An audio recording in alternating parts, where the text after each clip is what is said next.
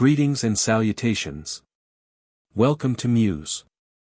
We are thrilled to present today's story. What if Harry had the Rinnegan and used the 6 paths of pain to execute Dumbledore and the Ministry? If these stories bring joy to your day, please consider liking and subscribing. Every bit of support helps us continue this passion project. Now, prepare yourself for an amazing tale. Chapter 1, Awakening. Harry Potter lay on his bed at number 4, Privet Drive, staring at the ceiling as afternoon sunlight filtered through dusty blinds.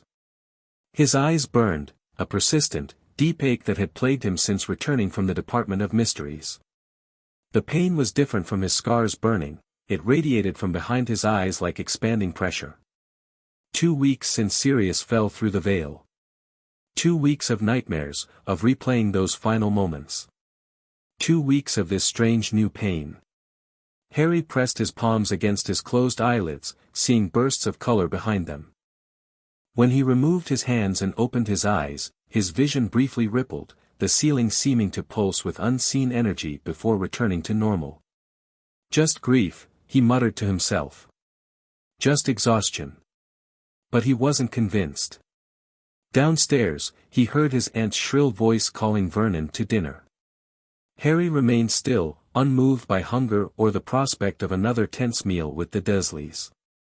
They'd been unusually subdued since Moody's threats at King's Cross, but their restraint only added to the suffocating atmosphere. A soft tapping drew his attention to the window. A tawny owl hovered outside, a letter clutched in its beak. Harry pushed himself up, wincing as another wave of pain shot through his eyes. He unlocked the window, and the owl dropped the letter onto his bed before departing without waiting for a reply. The handwriting wasn't one he recognized. Harry broke the simple seal and unfolded the parchment. Stay vigilant. The Ministry is in disarray. Fudge is desperate. Trust no one until we come for you. No signature. Harry crumpled the note. More cryptic warnings, more instructions to wait. He was sick of waiting, sick of being kept in the dark. Dumbledore had promised there would be no more secrets after revealing the prophecy, but Harry suspected the headmaster was still withholding crucial information. The prophecy. Neither can live while the other survives. The words echoed in his mind, a death sentence disguised as destiny. Another stab of pain shot through his eyes, and Harry staggered to the bathroom. He flipped on the harsh fluorescent light and leaned toward the mirror. His reflection startled him. For just a moment, less than a heartbeat, his green eyes had appeared different. Ringed. Alien. What the hell, he whispered, leaning closer. But his eyes were normal again. The same green that everyone said reminded them of his mother. Harry splashed cold water on his face, trying to wash away both the pain and the strange vision. As he dried his face with a threadbare towel, the house shuddered. Not an earthquake, but a pressure wave that made his ears pop. Harry froze, listening. The Dursleys' dinner conversation had stopped abruptly. Something was wrong. Harry reached for his wand on instinct, cursing when he remembered it was hidden in his trunk. The Ministry's decree against underage magic felt increasingly absurd after what had happened at the Department of Mysteries. He crept to his bedroom door, opening it slowly to avoid the telltale creak. The hallway was empty, but he could hear Vernon's muffled voice downstairs, angry and fearful. Then Petunia screamed. Harry raced to his trunk and pulled out his wand, consequences be damned. As he straightened, the temperature in the room plummeted. Frost formed on the window in delicate patterns, and his breath clouded in front of him. Dementors. Again. Before he could move, his bedroom door crashed open. A hooded figure glided in, its rattling breath filling the space between them. Not one Dementor, but 3. Far more than last summer. Expecto Patronum. Harry shouted, but only a wisp of silver emerged from his wand. The crushing grief over Sirius's death made the spell nearly impossible. A skeletal hand emerged from beneath tattered robes, reaching for him. Harry backed against the wall, trying again. Expecto Patronum. Another feeble wisp. The Dementors advanced, and the crushing despair intensified. Harry heard his mother's screams, saw Sirius falling through the veil in slow motion, felt Cedric's life extinguished beside him in the graveyard. No, he growled, anger rising through the despair. Why were they here? Who had sent them this time? The pain behind his eyes sharpened suddenly, becoming white-hot. Harry fell to his knees, dropping his wand as he clutched his face.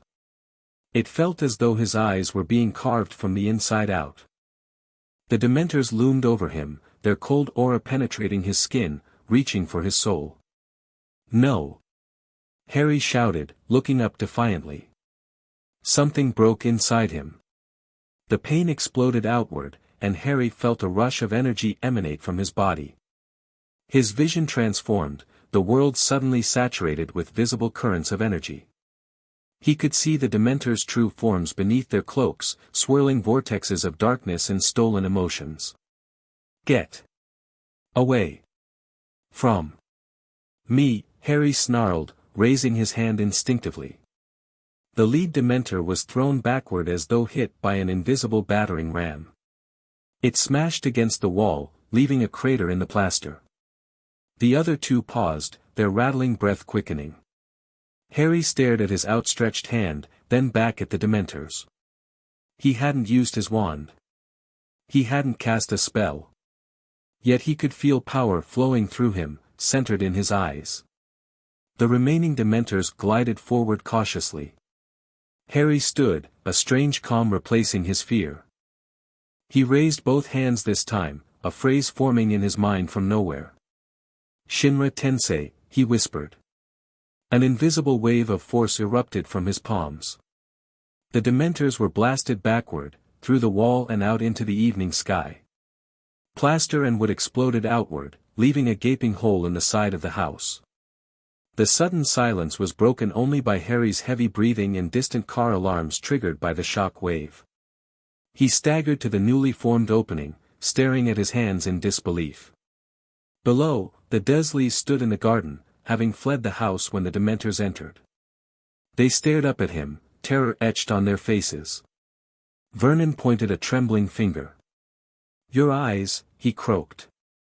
"What's happened to your eyes, boy?" Harry turned to the shattered remains of his mirror on the floor. In the largest fragment, he saw his reflection. His eyes had changed completely. Gone was the familiar green, replaced by a pale lavender. Concentric rings rippled outward from his pupils, giving him an otherworldly appearance. The sight should have terrified him, but instead, it felt right somehow. As though he was seeing clearly for the first time. "Potter!" Petunia shrieked from below. "What have you done to our house?" Harry looked down at his relatives, seeing not just their physical forms but the energy flowing within them, weak, ordinary, insignificant compared to what now coursed through him. "I protected myself," he said simply. "Someone sent Dementors after me. Again. Dementor what's its? You've destroyed half the bloody house." Vernon bellowed, his fear transforming into familiar rage. "The neighbors. The authorities." As if on cue, the crack of apparition split the air. Order members appeared in the garden, Tonks with her pink hair, Moody's magical eye whirring, Remus looking thin and worried. "Harry!" Remus called up. "Are you all right?" The monitoring charms went haywire. He stopped abruptly as Harry turned his gaze downward. Even from a distance, his transformed eyes were visible. "Sweet Merlin," Tonks breathed. "Get back!" Moody barked, raising his wand. "That's not Potter." "It's me," Harry said calmly, the strange power still flowing through him. He could see their magical cores now, swirling with color and potential. Dementors attacked. "I defended myself." "His eyes," Remus said, lowering his wand slightly. "What's happened to your eyes, Harry?" "I don't know." It wasn't entirely a lie. He didn't know what this was called or where it had come from, only that it felt like awakening from a long sleep. "But I can see everything." More cracks of apparition. Ministry officials now, appearing in their distinctive uniforms. Harry recognized Dawlish among them, the Auror who had tried to arrest Dumbledore months ago. "Stand down, Potter!" Dawlish shouted. "By order of the Ministry." Harry felt a flicker of anger. The Ministry, the same institution that had vilified him for a year, that had sent Umbridge to torture students, that had let Voldemort gather strength while they buried their heads in the sand. "I defended myself against Dementors," Harry called down. "Just like last summer. Are you here to snap my wand again?" "There were no Dementors reported in this area," another Auror said, her wand trained on Harry. "Only an unauthorized explosion of magic from an underage wizard. Check my memories if you don't believe me." Harry's voice was cold. "Or ask the Dursleys if the temperature dropped and they felt despair." The Dursleys were edging away from both Harry and the wizards, clearly wanting nothing to do with any of it. "We need to get you somewhere safe, Harry," Remus said, his voice calm but his eyes betraying concern. "Come down, and we'll sort this out." Harry considered for a moment. His new vision showed him the tension in Moody's stance, ready to strike if necessary. The Ministry officials were similarly poised. Only Remus and Tonks seemed genuinely concerned rather than threatening. "Fine," Harry said. He turned from the opening, gathering a few essential items, his wand, the photo album of his parents, his invisibility cloak. The rest could be retrieved later. As he descended the stairs, he felt the power in his eyes stabilize. The pain had subsided completely, replaced by a heightened awareness. He could sense the magical signatures of everyone outside, feel the protective wards around the property vibrating with strain. When he stepped into the garden, everyone tensed. Harry met their gazes unflinchingly, aware of how unsettling his new eyes must appear. "Those aren't glamours," Tonks murmured. "What happened, Harry?" "I told you. Dementors attacked. I felt something change." He turned to Dawlish. "Are you arresting me for defending myself?" Dawlish's wand remained pointed at Harry's chest. "We need to take you in for questioning. Those eyes, they're not natural." "Dark magic, that's enough," came a new voice. Albus Dumbledore appeared with a soft pop, his expression grave as he took in the scene. "Harry is under my protection." Harry felt a surge of resentment at those words. Under Dumbledore's protection? Where was that protection when Sirius died? Where was it when Umbridge tortured him all year? Dumbledore approached, his blue eyes meeting Harry's transformed ones. Something flickered across the headmaster's face, recognition, followed swiftly by concern. "Interesting," Dumbledore murmured. "Most interesting." Harry stared back, and with his new vision, he could see swirling patterns of magic within Dumbledore, more complex and powerful than anyone else present. But he could also see something dark, something withered in the headmaster's right hand, hidden beneath his sleeve. "You know what this is," Harry said. "Not a question." "I have suspicions," Dumbledore replied carefully. "But this is not the place to discuss them. The protection here is compromised now." He turned to the Ministry officials. "Harry will come with me. Any questions can be directed to my office tomorrow." "The Minister will hear about this," Dawlish warned. "I should hope so," Dumbledore replied pleasantly. "I've been meaning to discuss several matters with Cornelius." The standoff lasted several tense seconds before the Ministry officials apparat away, leaving only the Order members, the Dursleys, and the curious neighbors peering from behind curtains. "Obliviators will need to handle the Muggles who witnessed this," Moody growled, his magical eye scanning the surrounding houses. "Indeed," Dumbledore agreed. "Alastair, if you and Nymphadora could coordinate that effort." Tonks winced at her full name but nodded, giving Harry a worried look before she and Moody moved to address the gathering crowd. "What about us?" Vernon demanded, gesturing to the gaping hole in his house. "Who's going to pay for that damage? And don't think the boy is coming back here, not with those devil eyes." Dumbledore waved his wand, and the hole in the house repaired itself, bricks and wood and glass flying back into place. "I believe that concludes our business here, Mr. Dursley," Dumbledore said coldly. "Harry will not be returning this summer." Vernon sputtered but backed away when Dumbledore fixed him with a stern look. "Come, Harry," Dumbledore said, extending his uninjured hand. "We have much to discuss." Harry hesitated. "Where are we going?" "The Burrow, for now," Dumbledore replied. "The Weasleys are expecting us. Though I dare say your new appearance will come as a surprise." Harry thought of Ron and Hermione, of how they would react to his transformed eyes. Would they fear him? See him as even more of a freak than before? "Harry," Remus said gently. "It's going to be all right. Whatever this is, we'll figure it out together." The sincerity in Remus's voice decided him.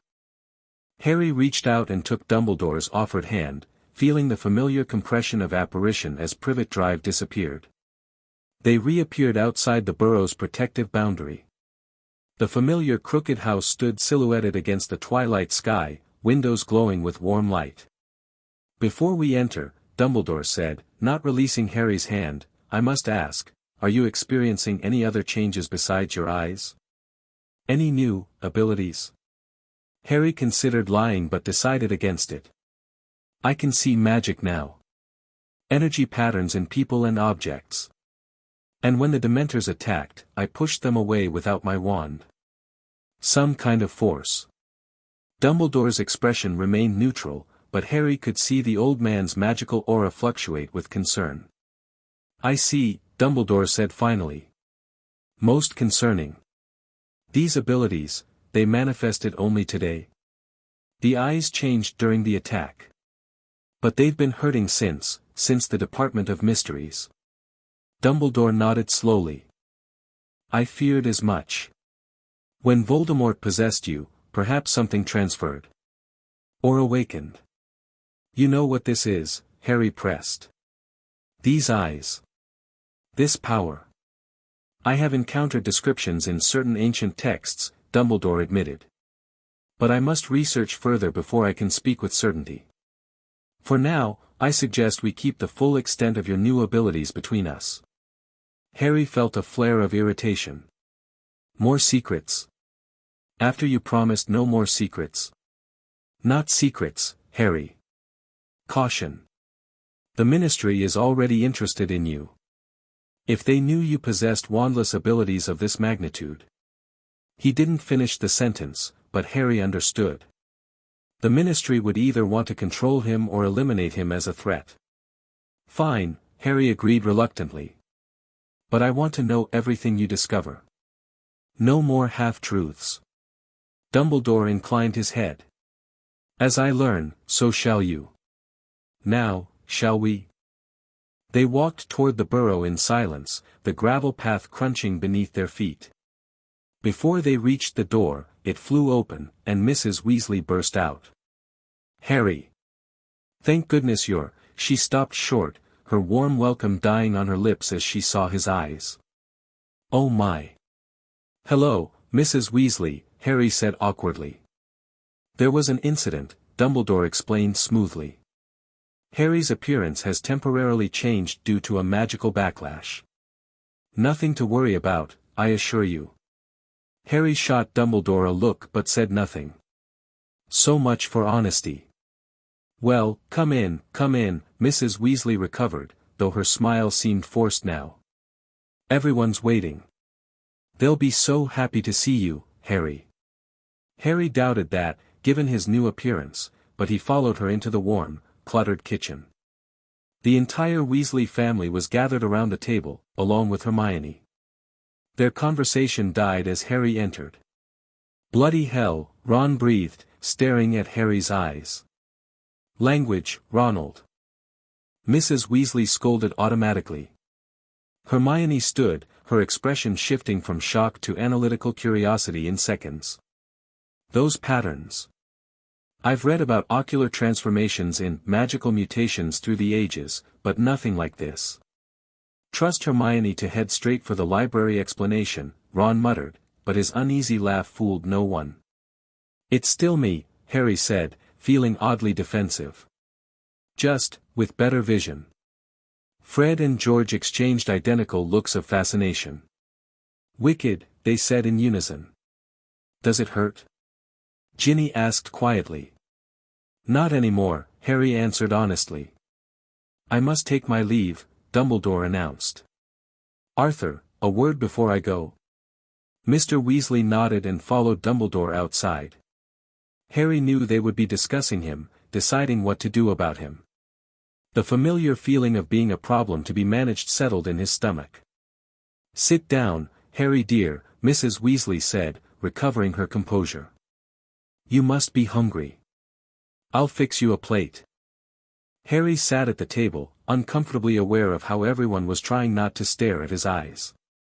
With his new vision, he could see their auras fluctuating with emotions, curiosity, concern, and in some cases, fear. So, Fred said, breaking the awkward silence, can you see through walls with those things? Fred. Mrs. Weasley admonished, placing a heaping plate of food in front of Harry. What? It's a legitimate question, Fred defended. Think of the pranking possibilities. Despite himself, Harry smiled slightly. No, I can't see through walls. But I can see magic. Energy. He looked at George. Like I can see that your ear has a different magical signature than the rest of you. George's hand flew to his ear, where he'd been testing an experimental extendable ear variant. That's spooky, mate. Hermione leaned forward, her initial shock giving way to academic interest. Can you describe what magic looks like? Is it color-based, or more like patterns? Does different magic have different signatures? Hermione, Ron groaned, give him a chance to eat before the interrogation. Harry took a bite of shepherd's pie, realizing how hungry he actually was. The confrontation with the Dementors had drained him more than he'd realized.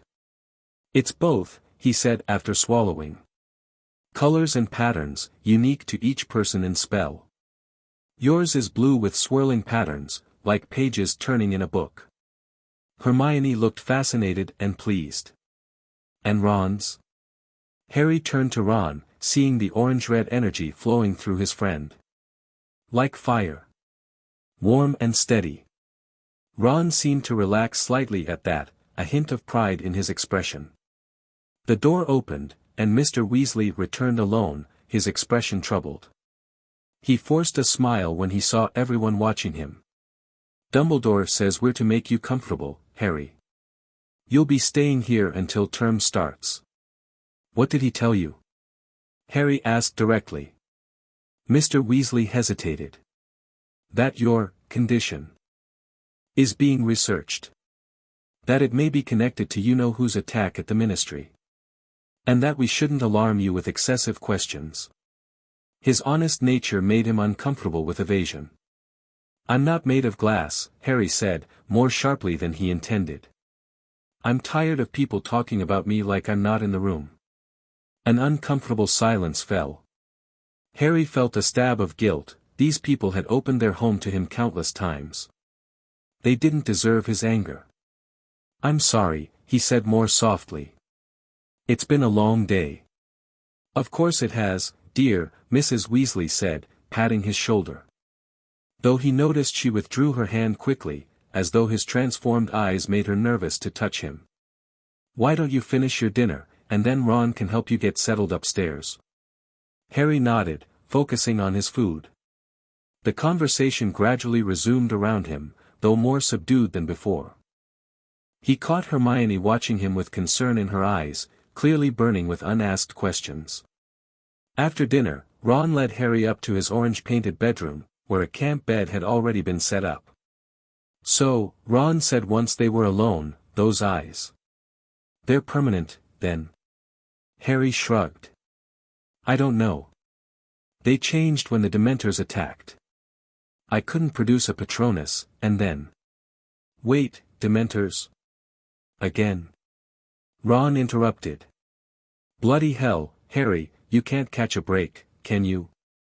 Apparently not. Harry sat on the camp bed, suddenly exhausted. But something happened, Ron. When they came for me, I felt this power surge through me. I didn't need a Patronus. I just pushed them away. Pushed. Like, with your hands. With my mind, through my hands, Harry tried to explain. Like a force wave. Blew a hole right through the Dursley's wall.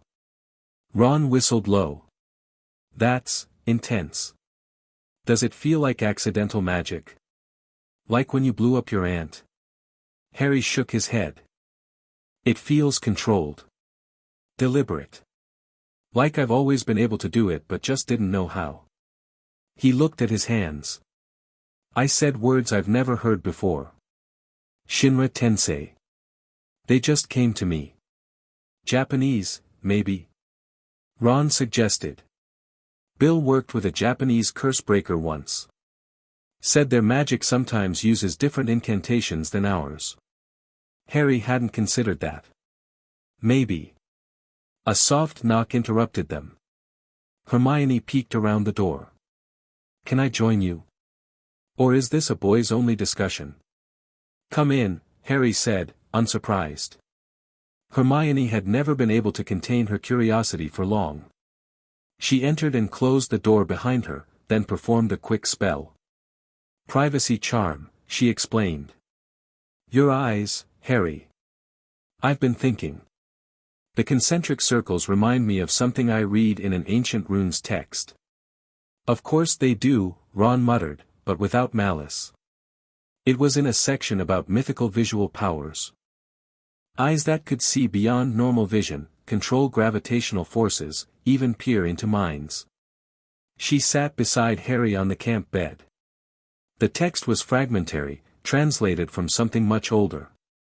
But it mentioned eyes that looked exactly like yours. Harry felt a flicker of hope. Did it say where they came from? Or what they could do? That's just it, the text was incomplete. Just illustrations and partial descriptions. Hermione bit her lip. But it called them ripple eyes or Rinnegan in the original language. Rinnegan, Harry repeated, the word feeling right on his tongue. And Dumbledore knows about them. I could tell. If anyone would, it's him, Ron agreed. But he's keeping it from you, Hermione said quietly. Again. The three fell silent, the implications hanging in the air. After all they'd been through at the Department of Mysteries, after Dumbledore had finally revealed the prophecy, he was still withholding information. I'll keep researching, Hermione promised. There must be more information somewhere. Thanks, Harry said sincerely. He hesitated, then added, do I look frightening? With these eyes? Ron and Hermione exchanged glances. Not frightening, exactly, Hermione said carefully. Just, different. Powerful. Mum'll get used to it, Ron added. And the twins already think it's brilliant. Ginny's probably writing poetry about your mysterious new look as we speak. Harry managed a small smile at that. I just don't want people to see me as, more of a freak than they already do. You're not a freak, Harry, Hermione said firmly. You're just, evolving, somehow. Adapting.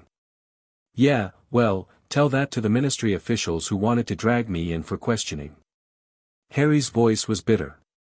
Or Moody, who thought I was an imposter. They're just scared, Ron said with surprising insight.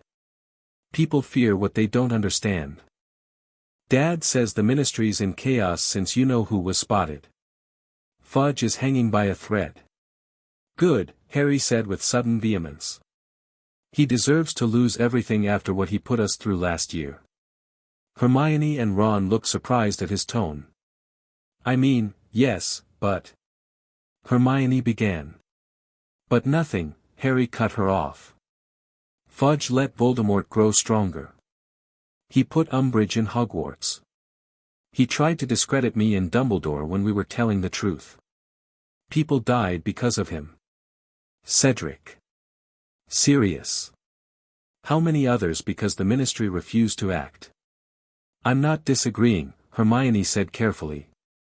You don't usually sound so vengeful? Harry suggested. I was going to say, political, she corrected. But yes, that too. Harry rubbed his eyes, which no longer hurt but felt strange, as though they were viewing the world through a different lens, which he supposed they were. Sorry, he muttered. I'm just tired of being pushed around. By the Dursleys, by the Ministry, by Voldemort. Even by Dumbledore sometimes. We understand, mate, Ron said, though he looked slightly uneasy. You've been through hell. Hermione nodded, studying Harry with concerned eyes. You should rest. We can talk more tomorrow. After they left, Harry lay on the camp bed, staring at the Chudley Cannon's posters that covered Ron's ceiling. With his new vision, he could see the enchantments that made the players move, thin threads of magic animating the figures. He closed his eyes, but the magical signatures remained visible through his eyelids, the burrow's protective wards shimmering in the distance, the residual enchantments on everyday objects, the unique signatures of the people sleeping around him. Harry sat up, realizing sleep would be impossible until he learned to control this new vision. He focused, trying to dial back the sensitivity. To his surprise, it worked. The magical auras faded to a faint glow, still visible but no longer overwhelming. Control. That was the key. For the first time in his life, Harry felt he had access to power that wasn't wild or unpredictable, power he could master, rather than power that mastered him. He thought about the force he'd unleashed against the Dementors. Shinra Tensei. The words had come from nowhere, yet they felt ancient, like knowledge buried deep within him that had finally surfaced. Carefully, making sure everyone in the house was asleep, Harry extended his hand toward Ron's battered chess set on the desk. He focused, whispering, Bancho Tenin. The night piece trembled, then flew into his waiting palm. Harry stared at the chess piece, a smile slowly forming. Not levitation, this was different. More like, attraction. A pulling force. He spent the next hour experimenting quietly, pushing and pulling small objects around the room, discovering the extent of his control. The power responded to his will, growing stronger as he grew more confident. By the time exhaustion finally claimed him, Harry had reached two conclusions. First, these abilities were no accident, they were too precise, too coherent. Second, Dumbledore was afraid of them, not just concerned, but genuinely frightened of what Harry might become. And perhaps he was right to be afraid. The next morning, Harry woke to find Ron already gone from the room. Sunlight streamed through the window, and the sounds of activity drifted up from downstairs. He'd overslept. As he sat up, memories of the previous day flooded back. Harry rushed to the small mirror on Ron's wall, half expecting his eyes to have returned to normal. They hadn't. The concentric rings still rippled outward from his pupils, the green irises replaced by pale lavender. Rinnegan, Hermione had called them. Harry dressed quickly and headed downstairs, bracing himself for the inevitable stares. In the kitchen, he found most of the Weasleys gathered around the table, along with Hermione and, to his surprise, Remus Lupin. Remus greeted him with a warm smile that didn't quite reach his concerned eyes. I was just telling everyone about the excellent defense you mounted against those Dementors. So that was the official story, Harry had successfully fought off Dementors, nothing more. No mention of wandless force powers or transformed eyes. Morning, Harry said, sliding into an empty seat. Mrs. Weasley placed a plate of eggs and toast in front of him, her smile a bit strained but genuine. The Prophet's having a field day, Mr. Weasley said, pushing the newspaper toward Harry. Dementor attack in a Muggle neighborhood, right after Voldemort's return was confirmed. Harry glanced at the headline, Dementors attack Potter again, Ministry security questioned. The article beneath suggested the Dementors were acting on their own, drawn to Harry's emotional distress following the traumatic delusions he'd experienced at the Ministry. They're still trying to make me sound unstable, Harry noted, pushing the paper away in disgust. Old habits die hard at the prophet, Mr. Weasley sighed. But the tide is turning. Fudge has called for a vote of confidence, which everyone expects him to lose. Rufus Scrimgeour is the likely replacement. The head of the Auror office? Hermione asked. The very same, Remus confirmed. A tough, battle-hardened wizard with a reputation for decisive action. Better than Fudge, at least, Ron said through a mouthful of toast. Harry wasn't so sure. A ministry run by an Auror might be more competent, but also more dangerous to someone like him, someone with unexplained powers. There's something else, Remus said quietly, his eyes on Harry. Dumbledore asked me to bring you to Grimmauld Place today. He wants to run some tests regarding your condition. The table fell silent. Harry felt everyone's eyes on him, curiosity and concern radiating from their auras. What kind of tests? Harry asked warily. Nothing invasive, Remus assured him. Just some diagnostic spells, perhaps a few controlled exercises to understand what you're experiencing. Harry considered refusing. He was tired of being Dumbledore's subject of study, tired of others deciding what was best for him. But he also wanted answers. Fine, he said finally. When do we leave? After breakfast, if that's all right. Remus studied him with sad eyes. I know this must be difficult, Harry. But Dumbledore only wants to help. Harry wasn't sure that was true anymore. Dumbledore wanted to understand, certainly. To contain, possibly. But help? That remained to be seen. After breakfast, Harry found himself alone with Hermione for a brief moment while gathering his jacket. I'll keep researching while you're gone, she promised in a low voice. And Harry, be careful what you reveal to them. Not because they're untrustworthy, but because. Because knowledge is power, Harry finished for her. And right now, knowledge about what I can do is the only advantage I have. Hermione looked troubled but nodded. Just, remember who your friends are. Before Harry could respond, Remus called from the doorway. Ready, Harry. They traveled by Floo, emerging in the grim kitchen of Grimmauld Place. The house felt even more oppressive than Harry remembered, heavy with Sirius's absence. Pain lanced through his chest at the memory of his godfather's laugh echoing through these rooms.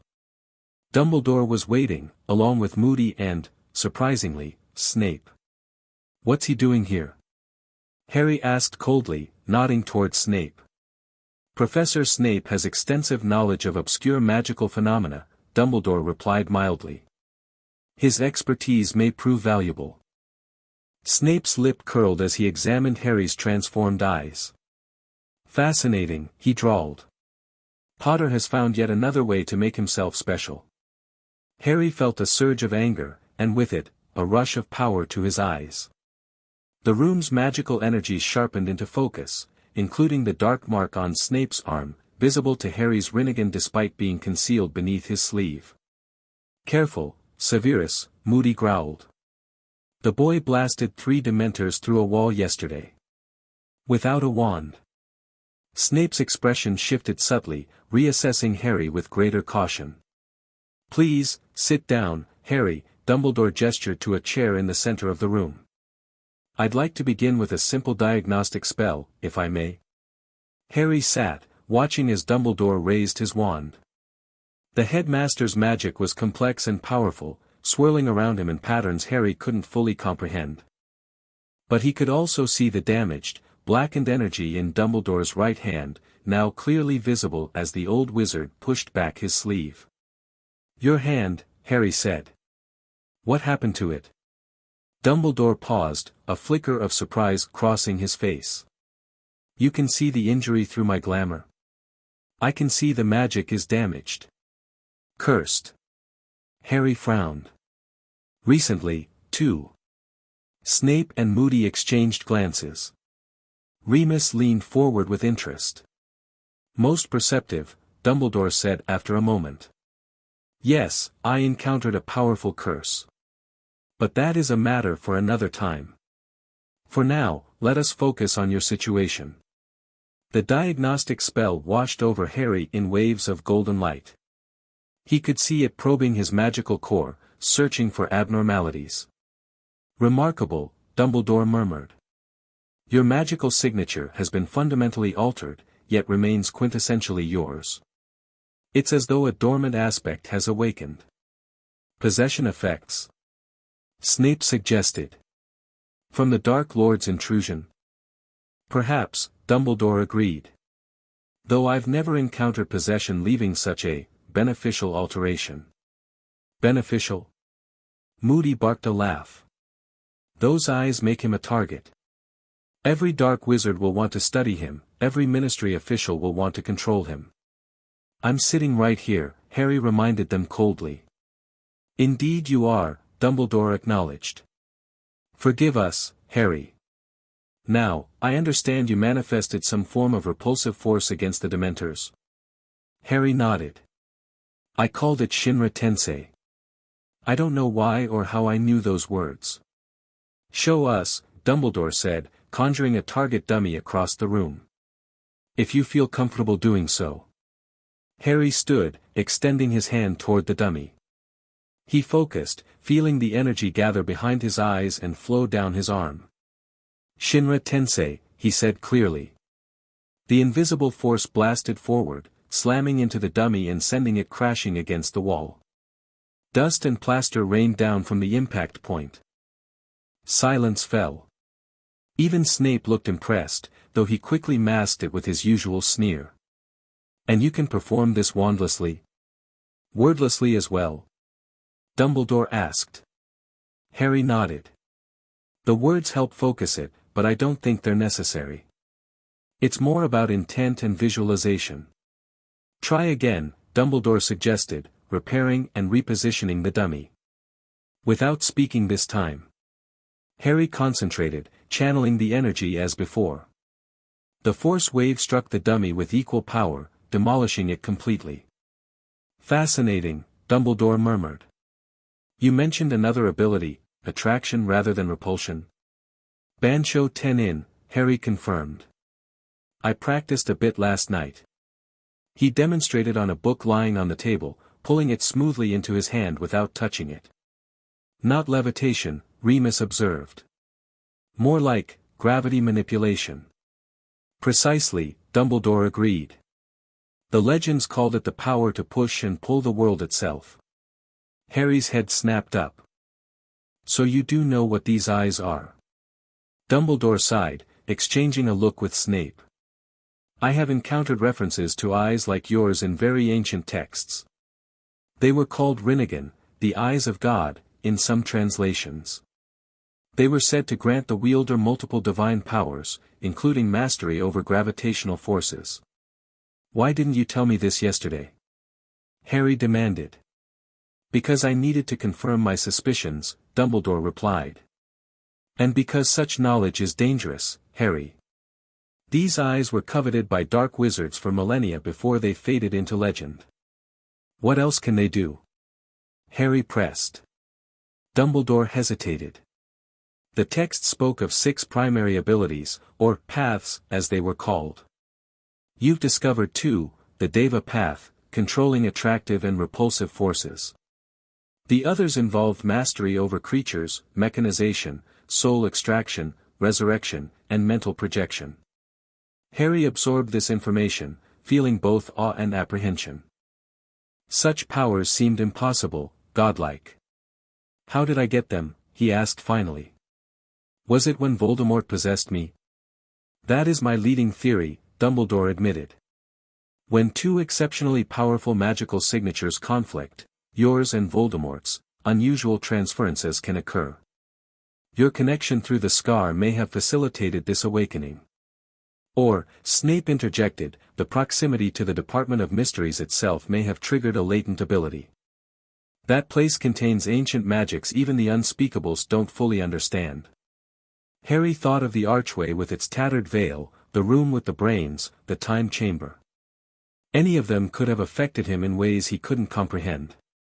So what happens now? He asked. Do I just live with these eyes and learn to use these powers? I believe that would be unwise, Dumbledore said carefully. Such abilities draw attention. The Ministry is already interested in you, Harry. If they knew the full extent of your capabilities, they'd either weaponize me or lock me away, Harry finished flatly. Dumbledore didn't deny it. I suggest we find a way to temporarily suppress these manifestations, at least until you return to Hogwarts where I can protect you. Anger flared within Harry. Suppress? These abilities saved me from Dementors. They could help me fight Voldemort. And you want me to hide them? Not forever, Dumbledore placated. But until you've mastered them fully, until we understand their limitations and costs, no, Harry said firmly. I'm done hiding what I am. Done pretending to be less than I am to make others comfortable. The temperature in the room seemed to drop. Moody's hand moved subtly toward his wand. Harry, Remus said gently, no one is asking you to diminish yourself. But caution might be wise. New powers can be difficult to control, especially emotional ones. I'm controlling them fine, Harry replied, his voice cold. Better than I ever controlled my magic with a wand, actually. Pride comes before a fall, Potter, Snape drawled. These eyes may feel like a gift now, but all power exacts a price. Something about Snape's tone gave Harry pause. The potion's master wasn't being merely antagonistic, there was genuine warning in his voice. What price? Harry asked more quietly. Dumbledore and Snape exchanged glances. The texts were unclear, Dumbledore admitted. But they suggested the most advanced techniques required significant magical sacrifice. Some even hinted at physical vessels being required. Vessels? Harry repeated. Bodies, Moody clarified bluntly. Dead ones, reanimated through your power. Harry felt sick. I would never, not willingly, perhaps, Dumbledore said. But if pushed to extremes, if those you love were threatened. The implication hung in the air. Harry wanted to deny it outright, but memories of his rage at Bellatrix after Sirius's death gave him pause. He had tried to cast an unforgivable then. What might he do with these new powers if similarly provoked? I need time to think, Harry said finally. To practice and understand what I can do. Dumbledore nodded slowly. I cannot force you to suppress these abilities, Harry. I can only advise caution. When term begins, I would like to arrange private sessions to help you develop control. It was a concession, if a small one. Harry nodded curtly. In the meantime, Dumbledore continued, I suggest you keep the full extent of your abilities between us. The fewer who know, the safer you will be. Fine, Harry agreed reluctantly. But I won't lie to Ron and Hermione. Of course not, Dumbledore said with a faint smile. I would expect nothing less of your loyalty. The meeting concluded shortly thereafter. As Harry prepared to return to the burrow with Remus, Dumbledore drew him aside for a final word. Harry, there is one more thing about these eyes that I feel compelled to mention, he said quietly, ensuring the others couldn't overhear. The text suggested they first manifested in times of great upheaval, when the world stood on the brink of transformation. What does that mean? Harry asked. Dumbledore's blue eyes met his ringed purple ones. It means you have been chosen, though by what force I cannot say, to reshape the world. Whether that reshaping brings salvation or destruction depends entirely on the choices you make. With that ominous pronouncement lingering in the air, Harry departed for the burrow, his mind racing with possibilities, and dangers, he had never before imagined. The remaining weeks of summer passed in a blur of discovery and tension. Harry spent hours each day practicing with his new abilities, finding secluded spots in the orchard behind the burrow where he could push and pull objects, testing the limits of his control. Ron and Hermione joined him sometimes, both fascinated and slightly unnerved by his growing powers. Hermione constantly brought new books she thought might contain references to the Rinnegan, though most yielded nothing useful. It's as if these eyes have been deliberately erased from wizarding history, she said one afternoon, closing another dusty tome in frustration. Even in the most obscure texts, there are only vague allusions. Maybe that's deliberate, Harry suggested, effortlessly pulling an apple from a distant tree into his hand. If they're as powerful as Dumbledore says, people might have wanted to keep them secret. Or forgotten, Ron added, biting into his own apple. I mean, if no one's had these eyes for centuries, maybe the knowledge just died out. Harry practiced other abilities too, discovering he could absorb the energy from incoming spells. When Ron cast simple hexes at him, Harry found he could extend his hand and simply nullify them. Bloody useful in a duel, Ron had commented, both impressed and slightly envious. The Weasley family had gradually adjusted to Harry's transformed appearance, though Mrs. Weasley still occasionally startled when she caught him looking at her directly. The twins had taken to calling him the all-seeing eye, and kept trying to recruit him for product testing, claiming his ability to see magic would revolutionize their development process. Only Ginny seemed completely unfazed, treating Harry exactly as she always had. He found her presence surprisingly comforting. She asked questions about his abilities without the fear or academic detachment that characterized others' reactions. "Can you see auras around people?" she asked one evening as they sat on the porch, watching the sunset. Harry nodded. "Sort of. I see magical signatures, different colors and patterns for different people." "What's mine like?" Ginny asked, curious. Harry studied her for a moment, seeing the bright, steady flow of her magic. Red and gold, like fire, but with these cool blue currents running through it. Strong. Resilient. Ginny smiled, pleased. "Better than being told I have my mother's eyes for the 1,000th time, I suppose." Harry laughed, surprised by how normal she made him feel despite everything. The outside world, however, was far from normal. The Daily Prophet reported new disappearances daily. Ollivander vanished from his shop, leaving it ransacked. The Brockdale Bridge collapsed in what Muggle authorities called a structural failure but wizards knew was Death Eater activity. As predicted, Cornelius Fudge was ousted, replaced by Rufus Scrimgeour. The new minister wasted no time implementing harsh security measures, including detaining suspected Death Eater sympathizers without trial, a move that made Hermione fume about civil liberties but that most wizarding families seemed to support out of fear. "It's wrong," Hermione insisted over breakfast one morning. "You can't just suspend people's rights because it's convenient."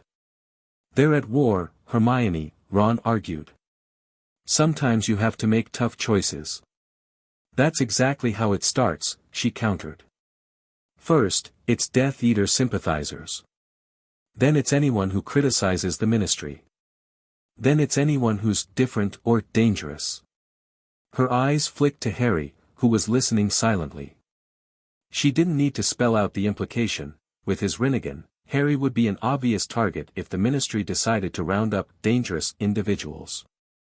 "Scrimgeour's already asked to meet you twice," Ron pointed out to Harry.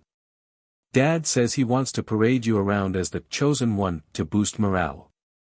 "Not happening," Harry said flatly. The prophet had begun calling him that after rumors of the prophecy leaked. The last thing he wanted was to become a ministry puppet. Their Hogwarts letters arrived in mid-August, bringing a surprise. Harry had been named Quidditch captain. The badge felt strangely insignificant compared to his new abilities, but he appreciated the normality it represented. The trip to Diagon Alley was a somber affair. The once bustling street was now lined with ministry security wizards. Several shops had closed, their windows boarded up. Only the Weasley twins' joke shop provided a splash of color and life amid the gloom. As they passed Ollivander's empty shop, Harry felt a strange pull toward the building. His Rinnegan activated automatically, piercing through the dusty windows to reveal faint traces of a struggle, magical residue still lingering weeks later. "Death Eaters took him," Harry said quietly to Hermione, who had noticed his distraction. "How can you tell?" she whispered. "I can see traces of their magic. Dark, corrupted. And something else.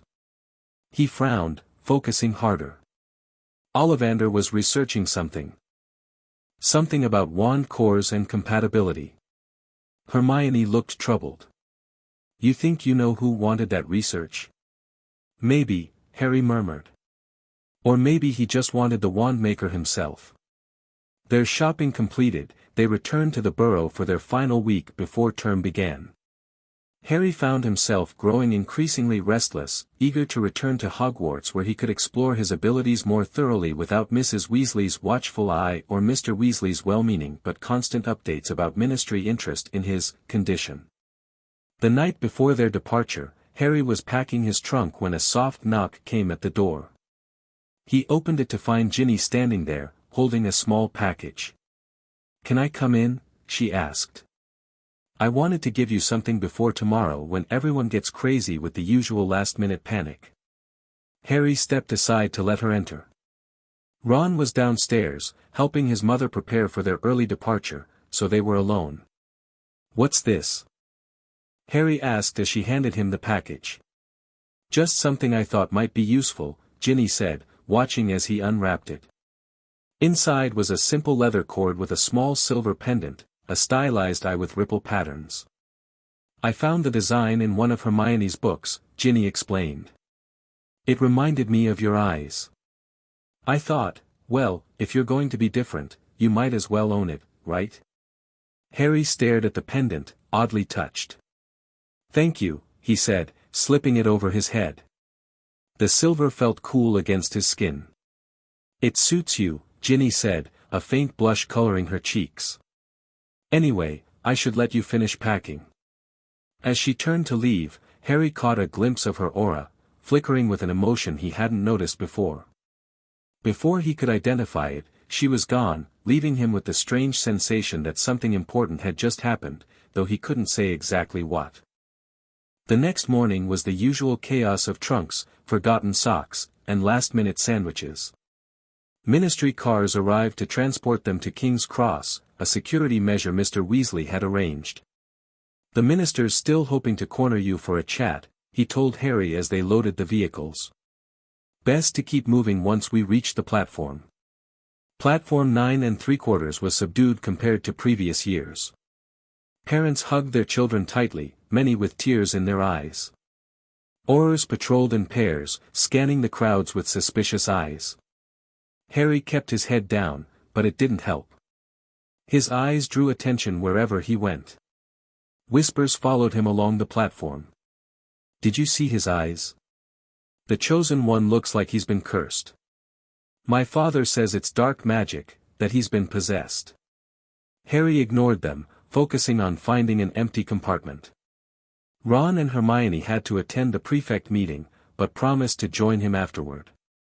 As the train pulled out of the station, Harry found himself sharing a compartment with Neville, Luna, and Ginny. Luna, unsurprisingly, was the only one who commented directly on his eyes. "Rinnegan," she said simply, studying him over her upside-down quibbler. "Daddy wrote about them once. They were said to belong to the Sage of Six Paths." Harry stared at her. "What do you know about them?" "Not much," Luna admitted dreamily. The article was mostly about how the ministry had suppressed all knowledge of divine eyes because they feared their power. Daddy believes the Department of Mysteries has a whole room dedicated to ocular magic. Harry exchanged glances with Ginny, who shrugged as if to say, "It's Luna." "Who knows? They suit you," Luna added. "Very dignified." Thanks," Harry replied, not sure how else to respond. The journey proceeded relatively normally until mid-afternoon when the compartment door slid open to reveal Draco Malfoy. He wasn't flanked by Crabbe and Goyle for once, and he looked paler and thinner than Harry remembered. "Potter," Malfoy began, then stopped abruptly when he saw Harry's eyes. "What in Merlin's name happened to you?" Harry met his gaze steadily. "Why do you care, Malfoy?" With his Rinnegan, Harry could see something troubling in Malfoy's magical signature, a dark taint clinging to his left arm, similar to what he'd seen on Snape but fresher, raw. "I don't," Malfoy recovered, his usual sneer returning. Just surprised they're letting freaks like you back into Hogwarts. But I suppose when you're Dumbledore's pet. Did you want something specific? Ginny interrupted. Or are you just here to be a prat as usual? Malfoy's eyes flickered to her, then back to Harry. For a moment, something like fear crossed his face. Just checking if the rumors were true, he said finally. Seems they were. He turned to leave, then paused. Enjoy your last year of Dumbledore's protection, Potter. Things are changing. After he left, Neville shuddered. He seems even worse than usual, if that's possible. He's afraid, Harry said, still staring at the closed door. And hiding something. The others looked at him curiously, but Harry didn't elaborate. His mind was racing with what he'd seen, the dark mark, freshly branded on Malfoy's arm. Voldemort was recruiting students now. When Ron and Hermione finally joined them, Harry pulled them aside and told them what he'd seen. You're sure it was the dark mark? Hermione whispered, horrified. Harry nodded. The magical signature is distinctive. Black and red, corrupted. Blimey, Ron breathed. A Death Eater at Hogwarts? We have to tell someone. Who? Harry asked. McGonagall. Dumbledore. What proof do I have besides my strange eyes that everyone already finds suspicious? Dumbledore would believe you, Hermione insisted. Harry wasn't so sure anymore. Dumbledore had been distant since their meeting at Grimmauld Place, sending only brief notes about their upcoming, private lessons, once term began. I'll handle it, Harry decided. I can watch him, see what he's planning. Be careful, Hermione warned. If he is a Death Eater, he's dangerous. Harry touched the pendant Ginny had given him, feeling a new resolve. So am I. As the Hogwarts Express steamed northward, Harry gazed out at the darkening landscape. His reflection stared back at him from the window glass, purple-ringed eyes glowing faintly in the gathering dusk. Soon he would be back at Hogwarts, where everything had begun, and where, he increasingly felt, everything would end. Whether that ending would bring victory or destruction, even his godlike eyes couldn't see. Chapter 2, Paths Diverging. The Great Hall fell silent as Harry entered. Hundreds of eyes turned toward him, conversations dying mid-sentence as students craned their necks for a glimpse of his transformed eyes. Even the staff table wasn't immune. Professor McGonagall's lips thinned to a worried line while Snape's expression darkened with suspicion. Only Dumbledore appeared unperturbed, nodding slightly to Harry before continuing his conversation with Professor Flitwick. Just keep walking, Hermione whispered, nudging Harry forward. He pushed ahead, Rinnegan fixed straight ahead, ignoring the ripple of whispers that followed in his wake. The Gryffindor table seemed miles long as they approached their usual seats, every step accompanied by stunned gasps or hurried theories from his schoolmates. They're saying you made a deal with dark creatures in the Department of Mysteries, Seamus said without preamble as Harry sat down. Or that you're possessed, added Dean, studying Harry's ringed eyes with fascination. Do I look possessed to you? Harry asked coldly. Dean flinched. No, mate, I'm just telling you what people are saying. Neville, sitting across from them, frowned. Leave him alone. If Harry wanted to discuss his eyes, he would. Harry shot Neville a grateful look. Since the Department of Mysteries battle, Neville had developed a quiet confidence that Harry appreciated now more than ever. The sorting ceremony proceeded, but few students paid attention to the nervous first years. Most gazes remained fixed on Harry, who deliberately focused on his empty plate. You'd think they'd never seen anything unusual before, Ron muttered, glaring at a particularly obvious group of Hufflepuffs. Unusual is one thing. This is. Hermione hesitated, lowering her voice, unprecedented. When Dumbledore rose for his start-of-term announcements, Harry finally looked up. With his Rinnegan, he could see the blackened, cursed energy flowing from the headmaster's withered right hand, more visible now than it had been at Grimmauld Place. Whatever afflicted Dumbledore was spreading. Pleased to welcome Professor Horace Slughorn, who has agreed to resume his former post as potions master, Dumbledore was saying. Confused murmurs rippled through the hall. Potions? But what about, meanwhile, Dumbledore continued, Professor Snape will be taking over the position of defense against the dark arts teacher. The Slytherin table erupted in applause while the rest of the hall sat in stunned silence. Harry's eyes narrowed. Dumbledore had finally given Snape what he'd always wanted, and in a year when Harry needed data more than ever. At least we can drop potions now, Ron whispered, but Harry shook his head. If Slughorn's teaching, I might need it. For what, Harry wasn't entirely sure, but Dumbledore had seemed intent on introducing him to the new professor. Dumbledore continued with warnings about Voldemort's return and the new security measures, but Harry's attention was drawn to the staff table, where he caught Snape watching him with undisguised suspicion. With his enhanced vision, Harry could see the potions master's aura fluctuating with dark emotions, fear predominant among them. Snape was afraid of him. The realization was both satisfying and unsettling. When the feast finally ended, Harry endured the walk to Gryffindor Tower through a gauntlet of stares and whispers. Inside the common room, the atmosphere was only marginally better. His housemates maintained a cautious distance, their conversations suspiciously muted. Well, that was pleasant, Harry said sarcastically as he dropped into an armchair by the fire, Ron and Hermione joining him. They'll get used to it, Hermione assured him, though she didn't sound entirely convinced. Remember how quickly everyone adjusted to Moody's magical eye? Moody wasn't the chosen one with supernatural powers, Ron pointed out. And his eye didn't look like, well, like I've been possessed by something inhuman. Harry finished flatly. Hermione bit her lip. Maybe you could tell people a simplified version of the truth. That it was a magical side effect from fighting you-know-who at the Ministry. So I can be feared and pitied. Harry shook his head. Let them wonder. I'm done explaining myself.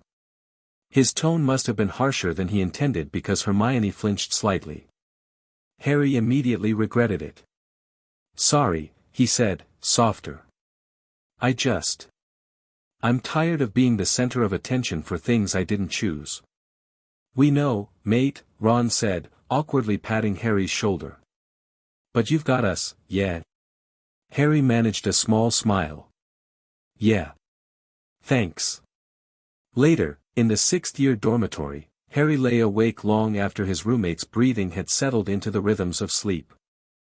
His Rinnegan pierced the darkness, revealing the magical signatures of the castle's wards and enchantments, layers upon layers of protection spells, detection charms, and ancient magics woven into the very stones. He could see more clearly each day, not just magic but intentions, emotions, the subtle energies that connected all living things. It was both wondrous and isolating to perceive what others couldn't. Dumbledore had been right about one thing, these eyes marked him as something separate from his peers. Something other. The realization didn't frighten him as much as it once might have. The first week of classes confirmed Harry's isolation. Students either stared openly or deliberately avoided his gaze. Professors watched him warily, as though expecting him to suddenly demonstrate dangerous powers in the middle of lessons. Only in the first data class did someone address his transformation directly, Snape, of course. Mr. Potter, he said silkily as the class practiced non-verbal spells, perhaps you would care to demonstrate for us. Unless those unusual eyes of yours have affected your ability to perform standard magic. The class went silent, all eyes turning to Harry. My magic works fine, Professor, Harry replied evenly. Better than ever, actually. Something in his tone made Snape's eyes narrow. Indeed? Then you won't mind demonstrating a nonverbal shield charm while I test it. It was a clear challenge. Harry stepped forward as the other students backed away, forming a circle. Snape raised his wand with a predatory smile. Prepare yourself, Potter. Harry didn't draw his wand. Instead, he stood calmly, Rinnegan focused on Snape's magical core. He could see the spell forming before Snape even completed the thought. Snape flicked his wand, sending a silent stinging hex toward Harry. Without moving, Harry activated his Pretapath ability, the power to absorb any chakra or magic directed at him. The hex struck an invisible barrier around Harry's body and simply dissolved, its energy absorbed into Harry's own magical core. The class gasped. Snape's expression flashed from smugness to shock to carefully controlled anger. "I said to produce a shield charm, Potter, not whatever that was." "It worked, didn't it?" Harry replied. "Isn't the point of defense to stop attacks?" 10 points from Gryffindor for your cheek, Snape snapped. "And detention for failing to follow instructions." Harry said nothing, letting the unfairness wash over him. Detention with Snape was a small price to pay for demonstrating that he was no longer the easily baited student of previous years. After class, Ron was indignant. "That greasy git. You stopped his spell better than any shield charm, and he gives you detention." "It's Snape," Harry said with a shrug. "What did you expect?" "What did you do, exactly?" Hermione asked, her academic curiosity overcoming her outrage. "That wasn't Protego." Harry glanced around to ensure they weren't overheard. "It's called the Pretapath, one of the abilities Dumbledore mentioned. I can absorb magical energy directed at me." "Bloody brilliant," Ron breathed. "You could be unstoppable in duels." "It has limits," Harry admitted. "Very powerful spells still have an impact, and it requires concentration. But yes, it's useful." Hermione looked troubled. "Is it wise to display these abilities so publicly?" "Dumbledore warned." "I know what Dumbledore warned," Harry interrupted. "But I'm not going to pretend to be less than I am to make people comfortable. Not anymore." The corridor fell silent as a group of Slytherins approached, Draco Malfoy among them. Harry's Rinnegan activated fully, allowing him to see the dark mark's tainted energy still clinging to Malfoy's arm. But there was something else too, a magical signature of fear and desperation radiating from the Slytherin. "Problem, Potter?" Malfoy sneered, though he carefully avoided meeting Harry's eyes directly. "No problem," Harry replied calmly. "Unless you're creating one." Malfoy flinched almost imperceptibly, then pushed past with his cronies in tow. Harry watched him go, seeing tension in every line of his body. "He's terrified," Harry murmured. "Of you?" Ron asked, sounding pleased at the prospect. "Partly. But there's something else." Harry frowned. "He's carrying a burden, a mission of some kind." "The dark mark," Hermione whispered, reminding Harry that he'd told them what he'd seen on the train. "More than that. Voldemort's given him a task." Harry's eyes narrowed as he watched Malfoy disappear around a corner. "Something here at Hogwarts."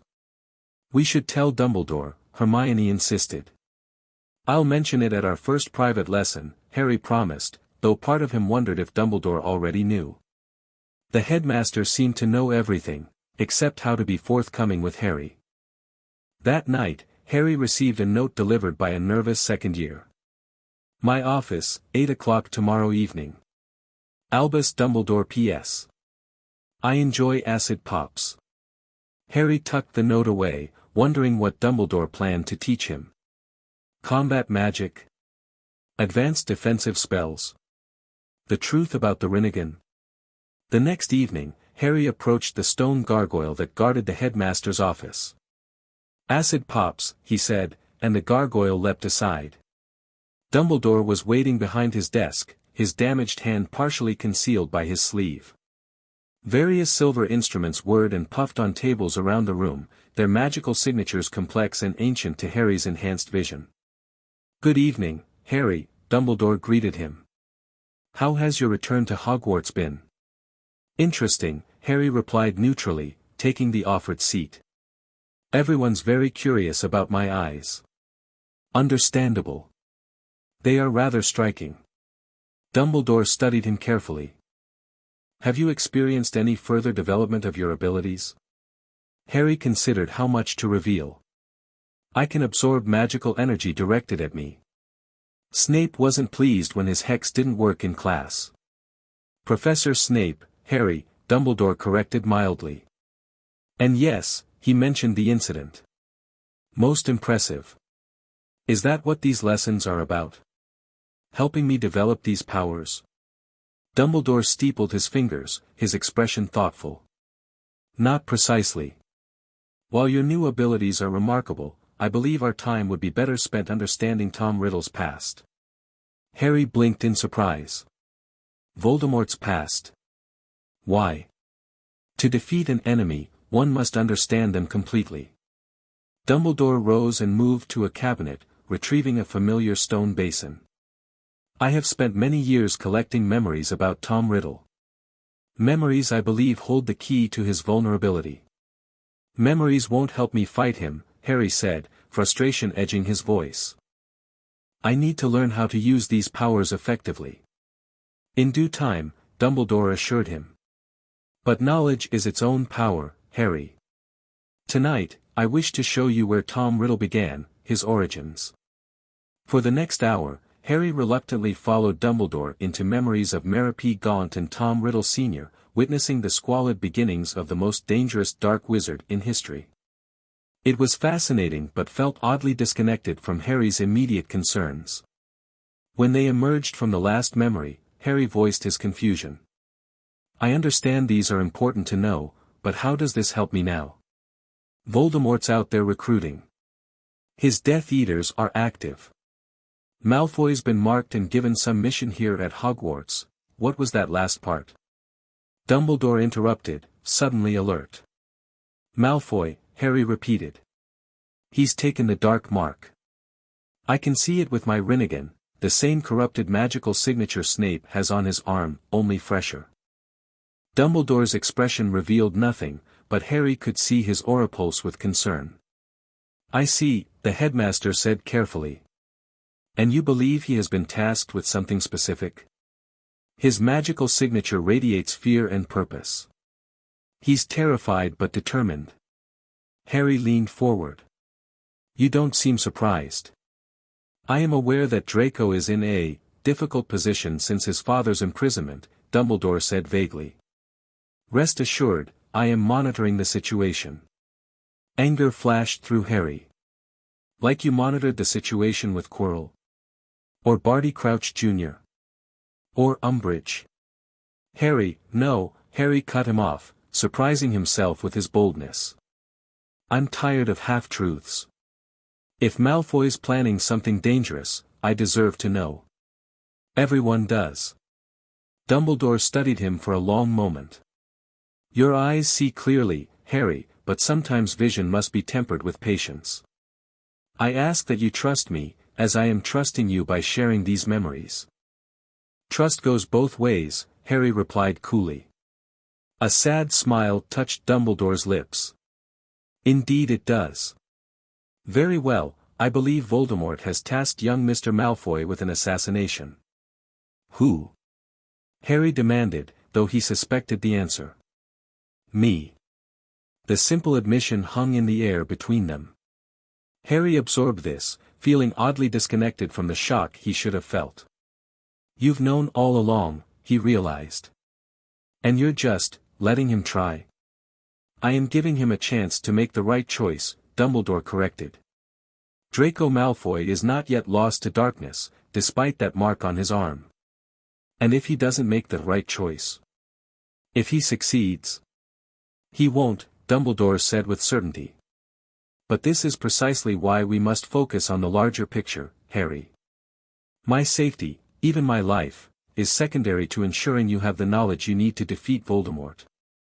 Harry stared at the headmaster, seeing for the first time how the curse in his hand had spread further than Dumbledore admitted, tendrils of corrupted magic working their way up his arm. You're dying, Harry said flatly. That curse is killing you. Dumbledore's composure slipped for just a moment, surprise and resignation flickering across his features before he mastered himself. Nothing escapes those eyes, does it? He sighed. Yes, Harry. The curse is contained for now, but eventually, it will claim me. How long? A year, perhaps less.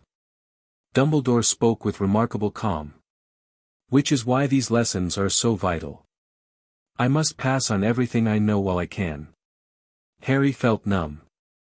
For all his recent frustrations with Dumbledore, he had never imagined Hogwarts, the wizarding world, without him. Does Snape know? Is that why he's got the defense position finally, because the job's only available for a year anyway? A ghost of a smile touched Dumbledore's lips. Your perception continues to impress, Harry. Yes, Professor Snape is aware of my condition. He has, in fact, slowed the curse's progression considerably. And there's nothing else that can be done. No cure. None that doesn't require darker sacrifice than I am willing to make. Dumbledore's blue eyes met Harry's ringed purple ones. Now you understand the urgency of our work together. Harry nodded slowly, his mind racing with implications. The memories about Riddle, they're leading to something specific. Something I need to know before. He couldn't finish the sentence. Precisely. Dumbledore looked relieved at Harry's understanding. Now, before our time ends tonight, I must ask, have you experienced any other manifestations of your new abilities? Beyond the gravitational control and energy absorption you've mentioned? Harry hesitated, then decided on honesty. I've been dreaming about creating extensions of myself. Vessels, you called them. Bodies I could control remotely, each with different abilities. Alarm flashed across Dumbledore's face. The 6 paths of pain. I had hoped that aspect of the Rinnegan wouldn't manifest. Why? What is it exactly? Dumbledore sighed heavily. It is perhaps the most troubling power these eyes grant, the ability to animate deceased bodies with your chakra, transforming them into extensions of your will, each wielding one aspect of your power. You mean, necromancy? Harry felt sick. Not precisely. The bodies remain dead, but they become vessels for your consciousness, allowing you to see through their eyes, act through their limbs, extend your power across distance. Dumbledore's expression grew grave. It is an ability that treads dangerously close to the darkest arts, Harry. One that could corrupt even the purest soul. I would never, Harry began. Not willingly, perhaps, Dumbledore interrupted gently. But war changes perspective. When those you love are threatened, moral boundaries blur. Harry thought of Sirius falling through the veil, of his failed cruciatus against Bellatrix. How close had he come to crossing lines he once thought uncrossable? I'm not Voldemort, Harry said firmly. No, Dumbledore agreed. You are not. Which is why I urge caution rather than prohibition. Your heart remains your greatest strength, Harry. Let it guide your use of these formidable powers. As Harry left the headmaster's office, his mind swirled with revelations. Dumbledore was dying. Malfoy was an assassin. And Harry himself was dreaming of powers that skirted the edge of dark magic. The corridors were empty as Harry made his way back to Gryffindor Tower, his Rinnegan piercing the shadows. In a secluded alcove, he paused, extending his hand toward a suit of armor. Without speaking, he pulled it toward him with Bancho Tenin, then pushed it back with Shinra Tensei, testing his control. The power flowed easily now, responding to his will with minimal effort.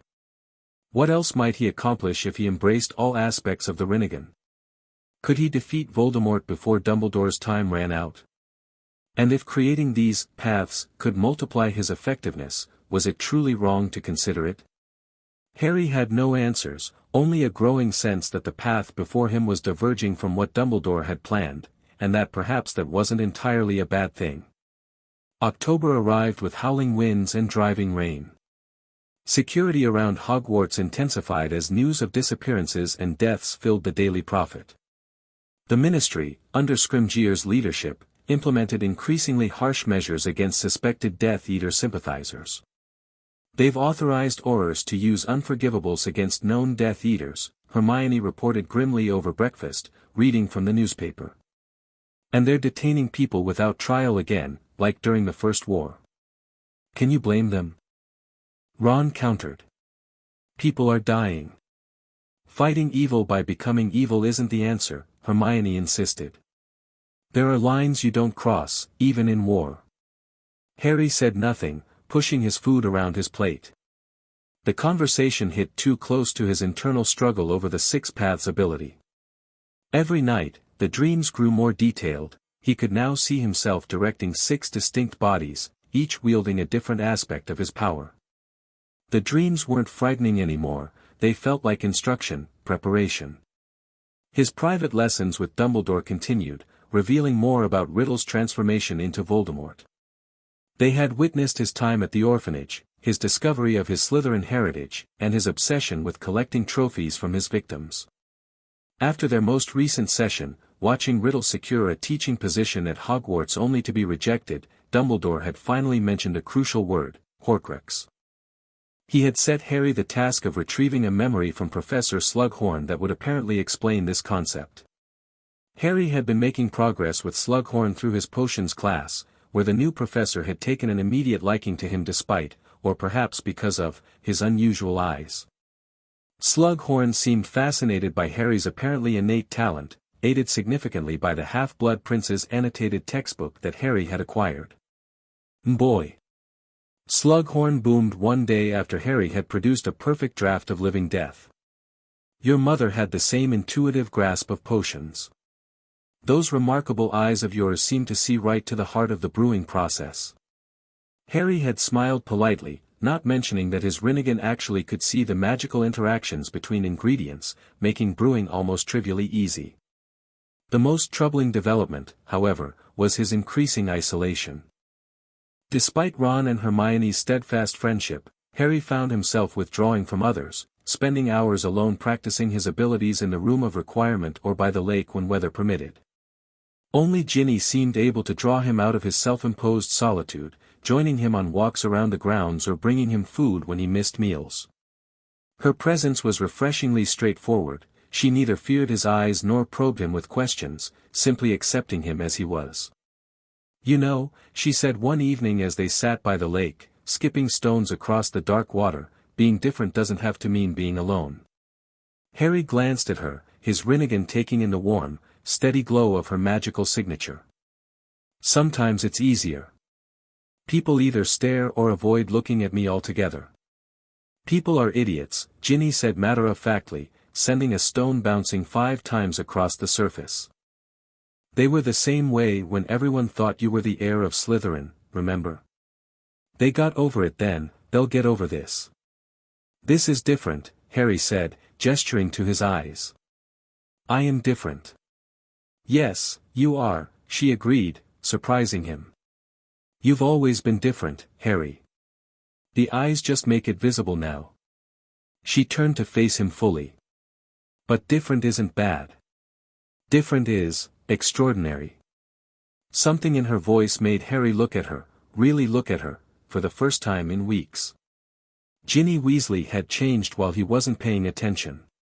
The shy girl who once put her elbow in the butter dish was gone, replaced by a confident young woman whose gaze never wavered, even when faced with his otherworldly eyes. The pendant you gave me, Harry said, touching the silver eye that hung around his neck. You weren't just being kind, were you? You really don't mind this. Ginny smiled, reaching out to adjust the pendant where it lay against his chest. I've never minded who you are, Harry. I just minded that you never noticed me. The moment stretched between them, charged with possibility. Harry leaned forward slightly, drawn by a force as inexorable as gravity, and Ginny met him halfway. Their lips touched, tentative at first, then with growing confidence. When they broke apart, Harry was smiling genuinely for what felt like the first time in months. I'm noticing now, he said softly. Ginny's answering smile was radiant. Took you long enough.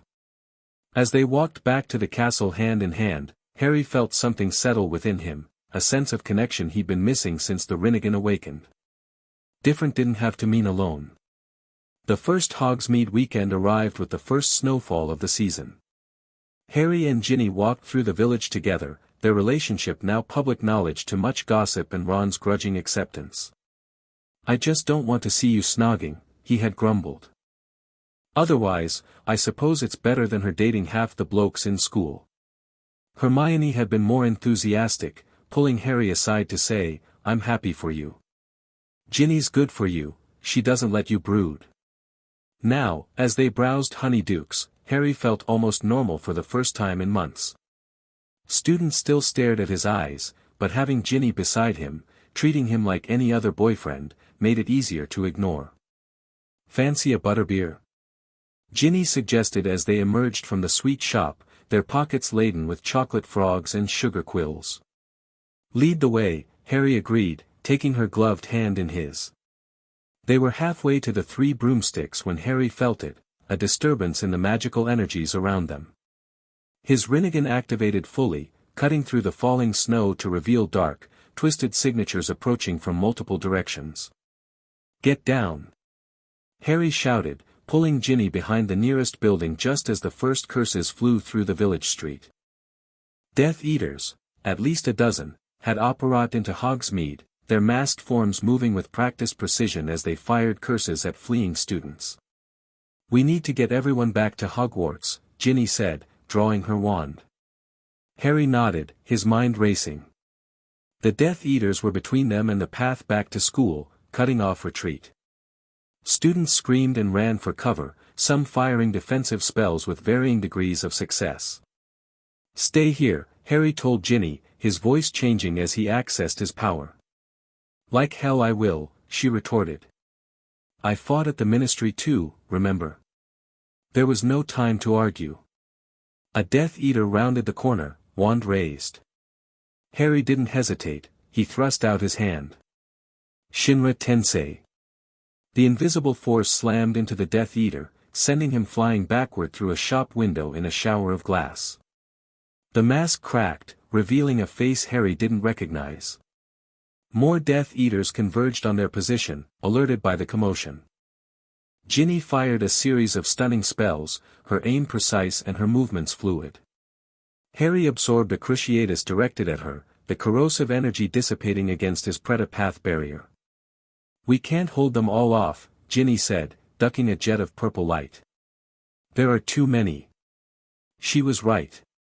Students were trapped throughout the village, cowering in shops or trying to fight their way back toward Hogwarts. Even with his Rinnegan abilities, Harry couldn't protect everyone. Then he saw it, a body half buried in snow near Zonkos. An Order member he recognized vaguely, one of their guards for the Hogsmeade visit. Emmeline Vance. She had fallen defending a group of third years, her magical signature fading as her life ebbed away. No, Harry whispered, watching another light extinguish because of Voldemort. Something cracked inside him. The dreams, the power that had been building within him for months, it surged forward, demanding release. Ginny, he said, his voice strangely calm, cover me for 30 seconds. She looked at him questioningly but nodded, moving to block his position as he knelt in the snow, pressing his palm to Emmeline Vance's forehead. Her eyes were already glazing over, the last spark of life fading. I'm sorry, Harry whispered. Then, drawing on knowledge that came from some ancient place within him, he performed a series of hand movements, channeling his energy into her body. Ghetto, Art of Rinne Rebirth. Black receiver rods materialized from his palm, embedding themselves in critical points throughout Vance's body. Her eyes flew open, but they weren't her eyes anymore. They were Rinnegan, identical to Harry's own. As Ginny fought off another attacker, Harry felt his consciousness split. He was still himself, kneeling in the snow, but he was also seeing through Vance's eyes, feeling her body respond to his will. It rose smoothly to its feet, face expressionless. Harry. Ginny called, her voice tight with tension. Whatever you're doing, hurry. The path of pain, his first, turned toward the nearest Death Eater and extended its hand. Without a word, a concentrated force of pure gravitational energy erupted from its palm, crushing the Death Eater against the side of a building with such power that stone cracked and splintered. Harry rose, standing beside his creation. Get the students to safety, he told Ginny, his voice eerily calm. I'll handle the Death Eaters. Ginny stared at Emmeline Vance's transformed body, horror and understanding dawning on her face. Harry, what did you, later, he cut her off. Please, Ginny. Get everyone out.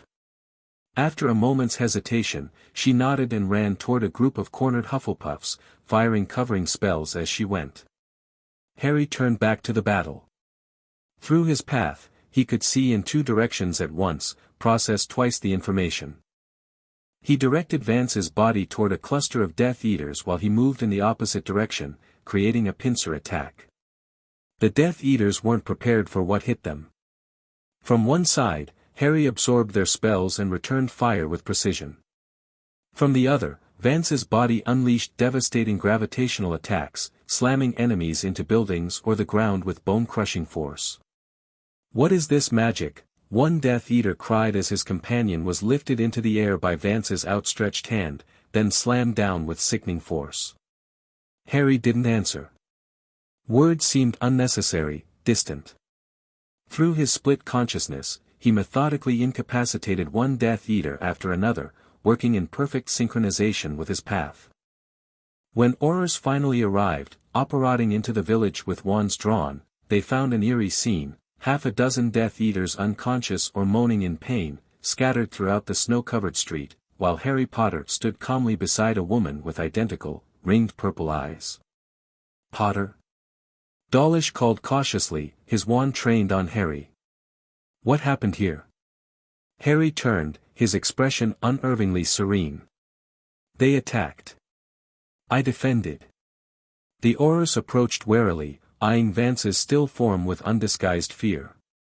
What did you do to Vance? Another Auror demanded. She was dying, Harry said simply. I gave her purpose. Dawlish's face paled. Stand down, Potter. Whatever you've done, it stops now. Harry regarded him impassively. The Death Eaters are neutralized. The students are safe. My work is done. He turned to leave, Vance's body following his movements with puppet-like precision. I said stop. Dawlish shouted, firing a stunning spell. Without looking back, Harry's path absorbed the spell effortlessly. He continued walking, heading back toward Hogwarts with his creation following silently behind. The news spread faster than Harry could return to the castle. By the time he reached the gates, where McGonagall stood waiting with a white face, everyone knew that Harry Potter had somehow reanimated Emmeline Vance's body and used it to defeat Death Eaters. Potter, McGonagall said, her voice shaking slightly, the headmaster is waiting for you. And, whatever that is. She gestured to Vance's body, which stood motionless beside Harry. Harry nodded, unsurprised.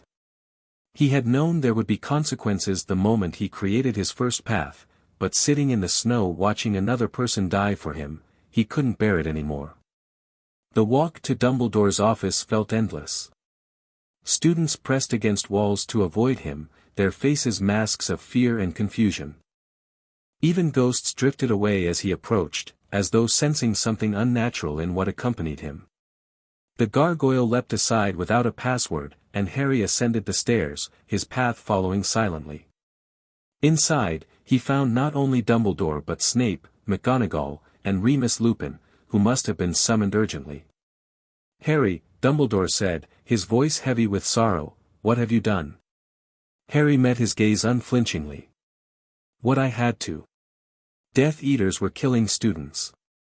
The Order member was already dying. I repurposed her. Repurposed? Snape spat, his face contorted with disgust. You've desecrated a corpse, Potter. Created an inferi. Not an inferi, Harry corrected calmly. A path. Extension of my will, channeling one aspect of my power. The 6 paths of pain, Dumbledore murmured. I had hoped that I wouldn't discover this power. Harry finished. Or that I wouldn't use it. People were dying, Professor. I could save them, so I did. At what cost? Remus asked quietly, his eyes fixed on Vance's unnaturally still form. "Harry, this is dark magic. Is it?" Harry challenged. "Is it dark to prevent death? To protect innocence? Voldemort kills without hesitation. His followers use unforgivables freely. Why should I limit myself when they don't?" "Because you are not them," Dumbledore said firmly. "The moment you adopt their methods, their disregard for the sanctity of life and death, you begin walking their path." Harry felt a flicker of doubt, the first crack in the strange calm that had enveloped him since creating the path. "I didn't kill anyone. I saved lives today. And what of Emmeline Vance's dignity? Her rest?" McGonagall asked, her voice strained. Would she have chosen to have her body used this way? The question hit Harry like a physical blow. He hadn't considered Vance's wishes, only his need for her body as a vessel. The realization was uncomfortable. He faltered for the first time. "I didn't think." "That much is evident," Snape sneered. "Enough, Severus," Dumbledore said quietly. Then, to Harry, "What's done cannot be easily undone. But we must consider how to proceed. The Ministry will want answers," McGonagall warned. "Dawlish has already contacted Scrimgeour." "Let them come," Harry said, his resolve hardening again. "I did nothing wrong. The wizarding world has strict laws regarding the manipulation of human remains," Dumbledore explained gently.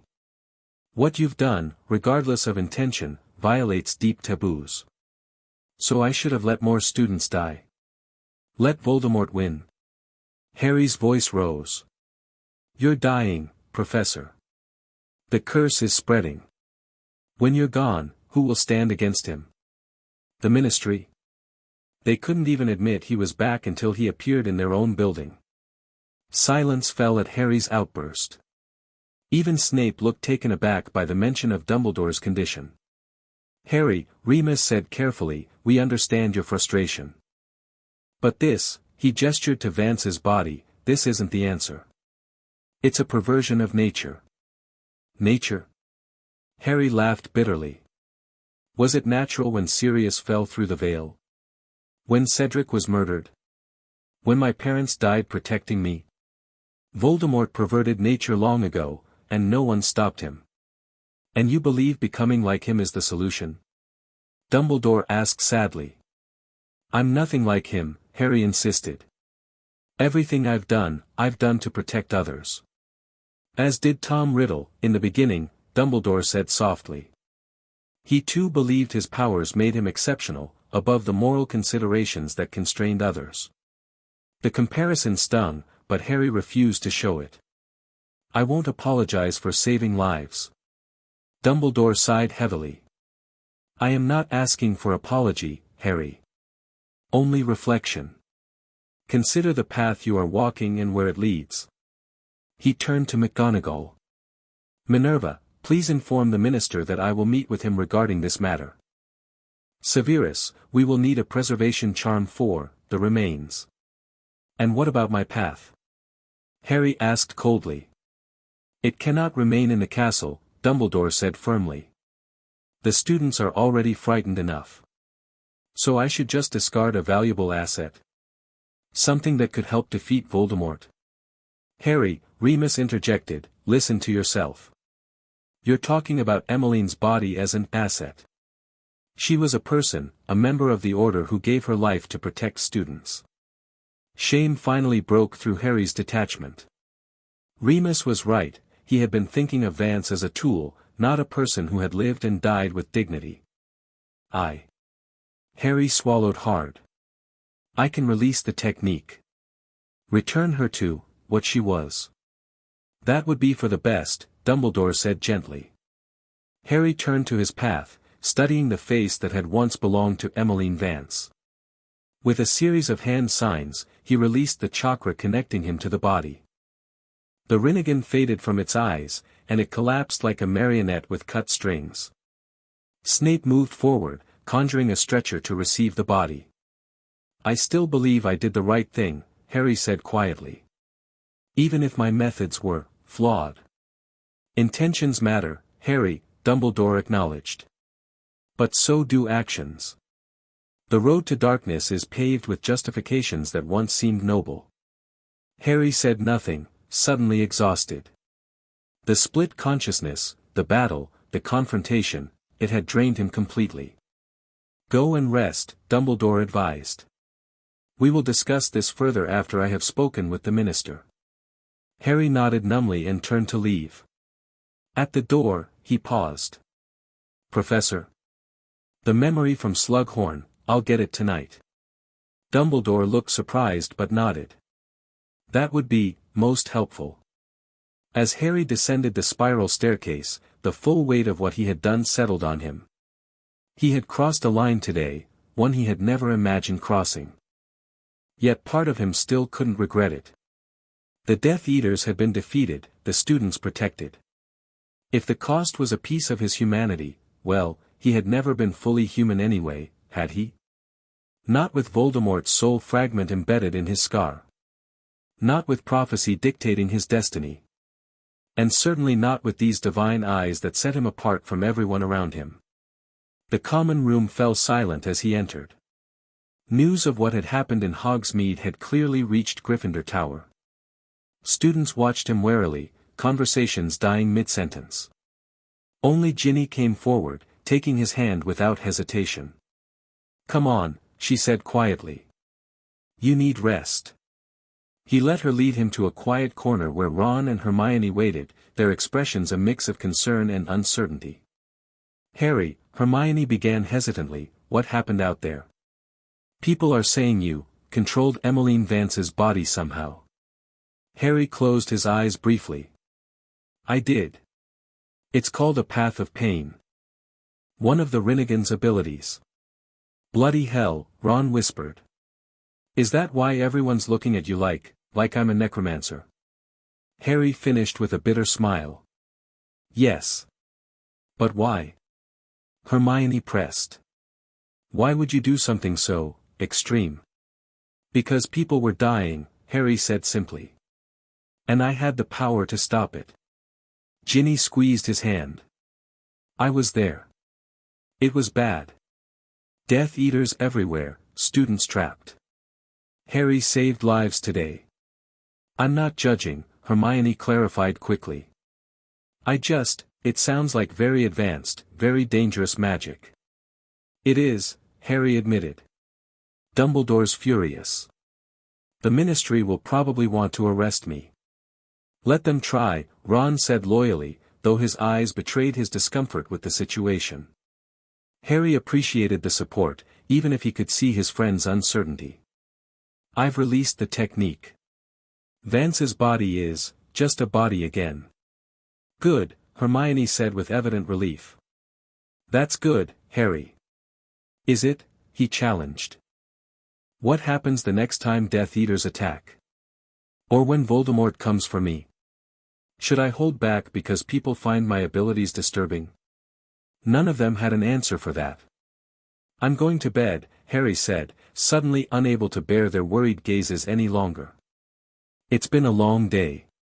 Before he could move, Ginny caught his face between her hands, forcing him to meet her eyes. Listen to me, Harry Potter. What you did today was scary, yes. But you saved lives, including mine. Don't let anyone make you feel like a monster for that. Her fierce loyalty pierced the numbness that had enveloped him since the battle. Harry leaned forward, pressing his forehead against hers. Thank you, he whispered. That night, Harry slipped out under his invisibility cloak, determined to complete at least one task successfully. Using a combination of luck and liquid luck, Felix Felicis from his potions class victory, he finally secured the crucial memory from Slughorn about Horcruxes. Watching it in Dumbledore's pensive later confirmed Harry's worst fears. Voldemort had split his soul into multiple pieces, hiding them in objects of significance. This was why he hadn't truly died when the killing curse rebounded, parts of his soul remained anchored to the physical world. How many? Harry asked, horrified. How many Horcruxes did he make? 6, I believe, Dumbledore replied, looking older than Harry had ever seen him. 7 parts in total, including the piece that remains in his reconstructed body. And you've been hunting them. It wasn't a question. Harry could see the pattern now, Dumbledore's withered hand, his frequent absences, his urgency in sharing these memories. Yes. I have destroyed one, the ring that cursed my hand. Another, a diary, you yourself destroyed in your 2nd year. Leaving 4 to find, Harry concluded. Before you die. Dumbledore supplied gently. Yes, Harry. Though I hope to locate at least one more before my time ends. Harry absorbed this in silence. Then, why didn't you tell me this from the beginning? Why all the secrecy, the memory hunts? You could have just explained. Dumbledore sighed. I wanted you to understand Tom Riddle completely, to see the patterns of his thinking, the symbolism that might lead us to the remaining Horcruxes. And he hesitated. I needed to be certain you were ready for this knowledge. Ready?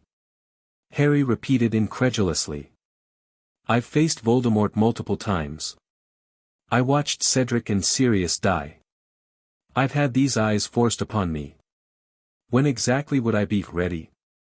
Perhaps ready is the wrong word, Dumbledore conceded. I needed to be certain you would not be tempted to follow similar paths. The implication was clear. After Harry's actions in Hogsmeade, Dumbledore feared he might be susceptible to the same darkness that had corrupted Tom Riddle. I would never create Horcruxes, Harry said coldly. I don't fear death. I don't seek immortality. No, Dumbledore agreed. But power can be seductive in many forms, Harry. The Rinnegan offers you abilities few wizards could dream of. The temptation to use them, to reshape the world as you see fit, is that what you think I want? Harry interrupted. To rule. To control. I think you want justice, Dumbledore said carefully. I think you have suffered greatly and wish to ensure others don't suffer similarly. But justice without temperance becomes vengeance. Power without restraint becomes tyranny. Harry wanted to argue but found he couldn't. Hadn't he justified creating the path by telling himself it was necessary? That the ends justified the means. I don't want to become like him, Harry admitted quietly. But I don't want to die because I was too afraid to use every weapon at my disposal either. Dumbledore nodded slowly. A wise concern. Perhaps there is a middle path, using these abilities with full awareness of their dangers, with deliberate ethical boundaries. Like what? Harry asked. Perhaps using the paths only as a last resort.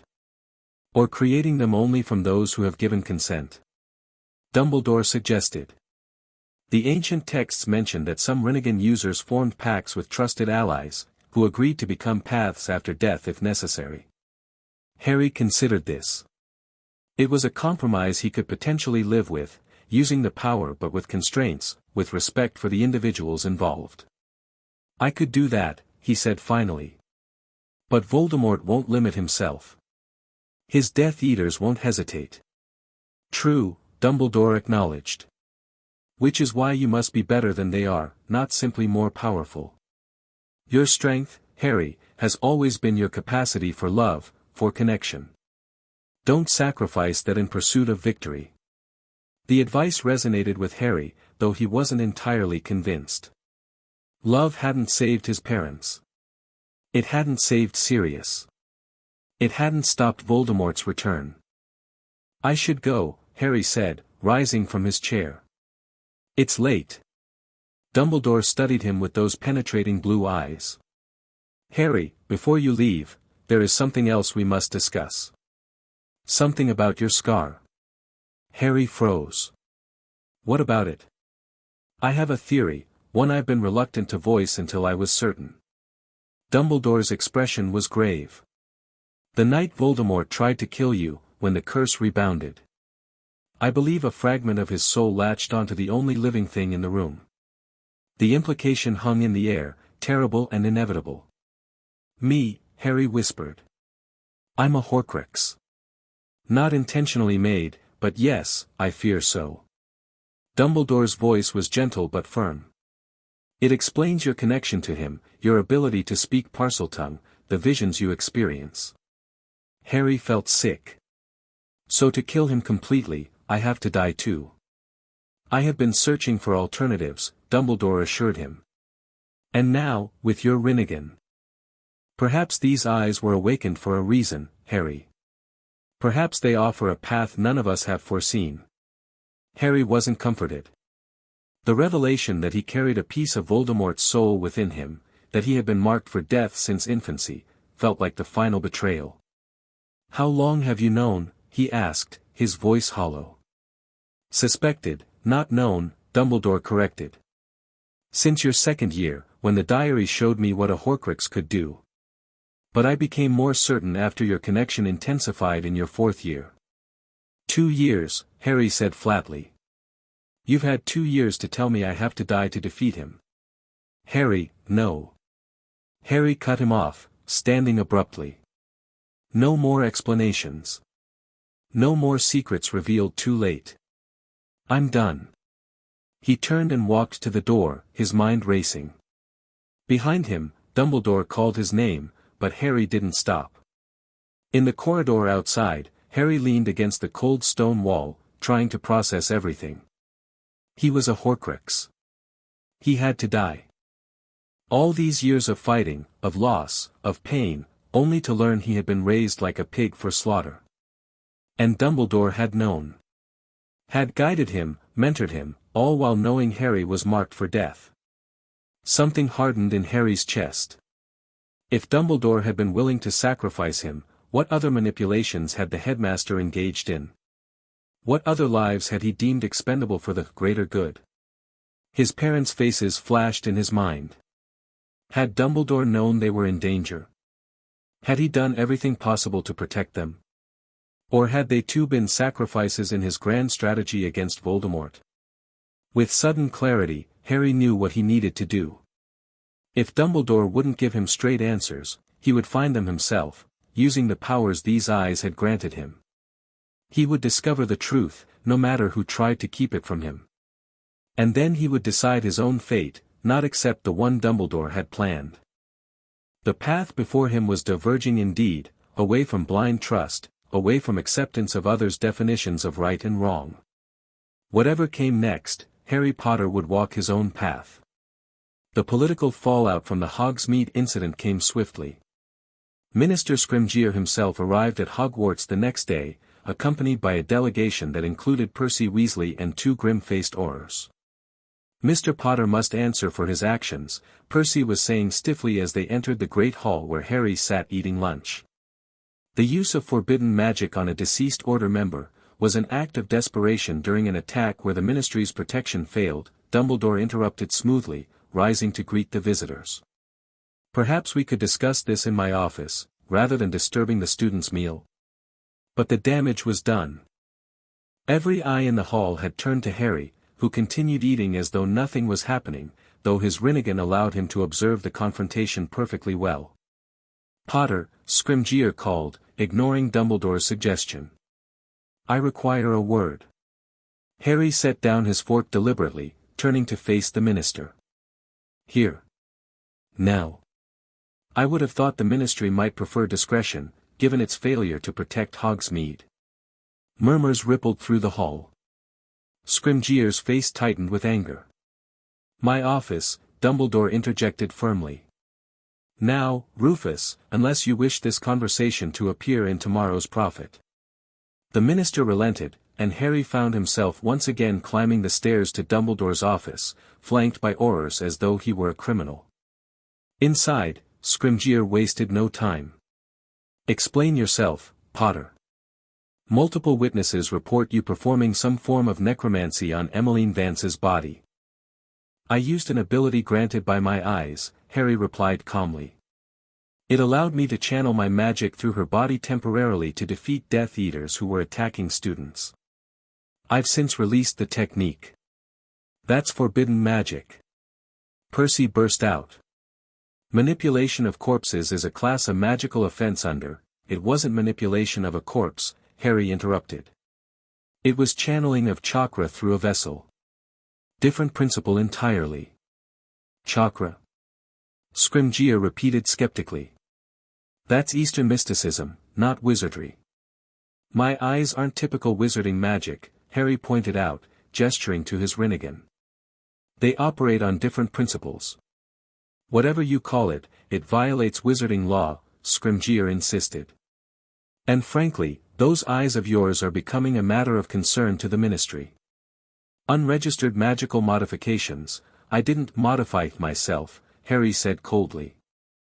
These eyes awakened after Voldemort possessed me in the Department of Mysteries, the same night your Ministry finally admitted he had returned after a year of calling me a liar.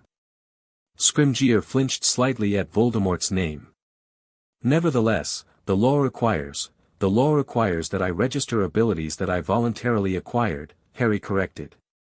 These were forced upon me through trauma your Ministry could have prevented. That's quite enough, Harry, Dumbledore said quietly.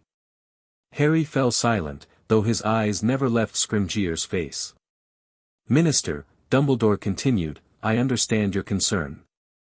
But I must point out that Mr. Potter's actions, while unorthodox, saved numerous lives. The Death Eaters were specifically targeting students, and Harry's intervention prevented what could have been a massacre. That doesn't excuse, furthermore, Dumbledore pressed on, the laws regarding magical manipulation of deceased individuals contain exceptions for emergency situations where lives are at immediate risk. Paragraph 12, subsection D, if I recall correctly. Scrimgeour's expression soured. You always did know the loopholes, Albus. Not loopholes, Rufus. The law itself, written by wiser heads who understood that rigid rules can cost lives in exceptional circumstances.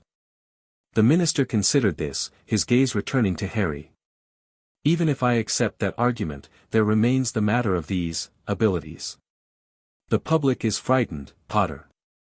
Those eyes, the power you demonstrated, people are asking questions. I imagine they're also asking why Death Eaters could so easily infiltrate Hogsmeade despite increased security measures, Harry noted. Percy made an indignant noise, but Scrimgeour silenced him with a gesture. You're not making this easier on yourself, the minister warned. I came here prepared to be reasonable, to find a compromise. What kind of compromise? Harry asked skeptically. Registration of your abilities with the Department of Mysteries.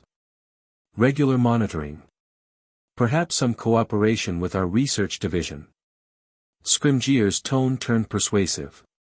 In exchange, we could offer protection, resources, even training. Harry almost laughed. You want to study me? Turn me into a Ministry asset. I want to reassure the public that these powers of yours aren't a threat, Scrimgeour corrected. Your cooperation would go a long way toward that goal.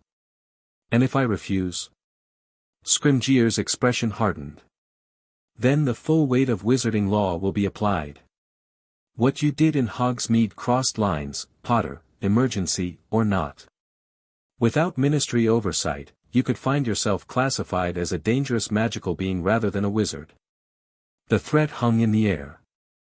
Classification as a being, rather than a wizard, would strip Harry of many legal protections, potentially even his right to carry a wand. Minister, Dumbledore interjected, surely we can resolve this without threats. Harry has suffered enough this past year without adding legal persecution to his burdens. This isn't persecution, Albus. It's prudence. Scrimgeour turned back to Harry. Think about it, Potter. The Ministry can be a powerful ally or a formidable adversary. Choose wisely. Harry studied the minister with his Rinnegan, seeing beyond the stern exterior to the fear and desperation that drove him. Scrimgeour wasn't fudge, he recognized the threat Voldemort posed, but he was still a politician, concerned with control and public perception. I have no quarrel with the Ministry, Harry said finally. But I won't be used as a propaganda tool or a research subject.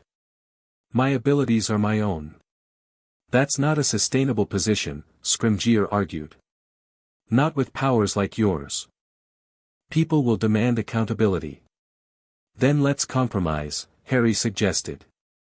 I'll provide a basic account of my abilities to the Department of Magical Law Enforcement, nothing that would endanger me if it fell into the wrong hands. In exchange, the Ministry drops any investigation into the Hogsmeade incident and acknowledges my right to defend myself and others by any means necessary during Death Eater attacks. Scrimgeour considered this, clearly surprised by Harry's political acumen. And public appearances? The wizarding world needs symbols of hope, Potter. Your cooperation would boost morale significantly. No staged photo opportunities, Harry said firmly. But I'll consider making a statement reassuring the public that my abilities are being used to fight Voldemort, not threaten innocent wizards. The minister winced at the name but nodded slowly. Acceptable, though I'll want that account of your abilities within the week. I'll prepare it, Harry agreed, knowing he would carefully edit what he revealed. As the minister and his entourage prepared to leave, Scrimgeour paused beside Harry. One more thing, Potter. These paths you created, don't do it again. Next time, I won't be able to intervene on your behalf, emergency or not. Harry met his gaze steadily. I hope there won't be a next time, Minister. But if Death Eaters are killing students and I have the power to stop them, I will use it. Scrimgeour's expression darkened. Be careful, Potter. Even the Chosen One isn't above the law. After they departed, Dumbledore regarded Harry with a mixture of concern and admiration.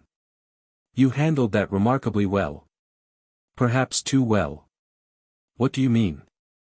You're becoming quite the political operator, Dumbledore observed. A useful skill, certainly, but one that can distance us from our better natures if we're not careful. Harry shrugged. I'm adapting. The Ministry wants to use me, I'm just making sure they don't. And the statement you promised? About your abilities? I'll be selective, Harry admitted.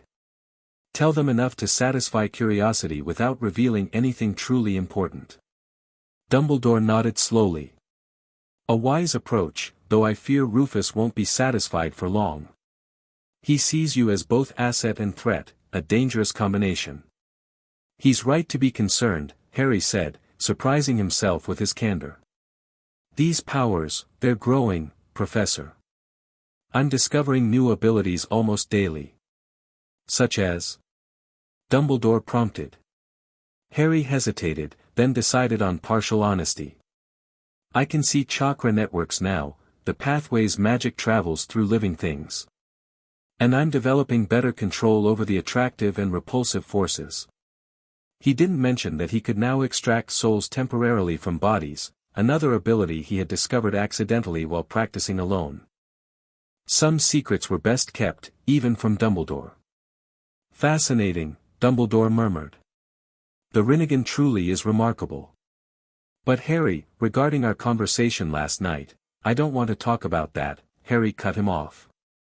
The revelation that he was a Horcrux still felt too raw, too betraying. We must discuss it eventually, Dumbledore insisted gently.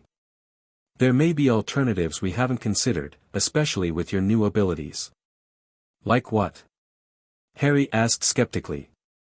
A way to remove the soul fragment without dying? Possibly, Dumbledore admitted.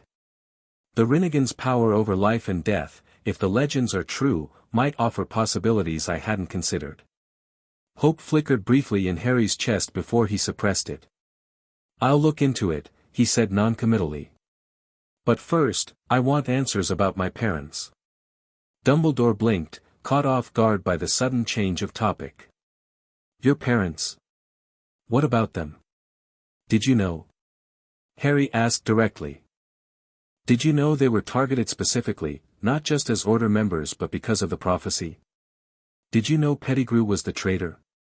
The headmaster's expression grew guarded. I knew Voldemort was hunting them because of the prophecy, yes. That's why we implemented the Fidelius charm. As for Peter. He sighed heavily. No, I did not know he was the traitor. I, like everyone else, believed it was Sirius. Harry studied him with his Rinnegan, watching for fluctuations in his magical signature that might indicate deception. There was discomfort, certainly, but nothing that suggested outright lies. Could you have done more to protect them? Harry pressed. In hindsight, always, Dumbledore replied sadly. I could have insisted on being their secret keeper myself. I could have placed them under greater protections. I could have pursued different strategies entirely. But you didn't, Harry said, the accusation clear. No, I didn't, Dumbledore acknowledged. I respected James and Lily's choices, their agency. Perhaps that was a mistake. And their deaths led directly to me being placed with the Dursleys, Harry continued. Where I would grow up without knowledge of magic, without confidence or power. Easy to shape when I eventually returned to the wizarding world. Dumbledore's eyes widened slightly. Harry, I never intended that. Harry finished. Maybe not consciously. But it served your purposes, didn't it? I came to Hogwarts grateful for any kindness, any sense of belonging. Ready to risk my life for approval, for connection. That is a deeply unfair characterization, Dumbledore said quietly, though his aura flickered with guilt. I placed you with the Dursleys for your protection, because of the blood magic your mother's sacrifice created. And there were no other options. No wizard families that could have taken me in, protected by different magic. The Fidelius again, perhaps. Dumbledore hesitated. There were alternatives, yes. But none that offered the same level of protection against Voldemort specifically.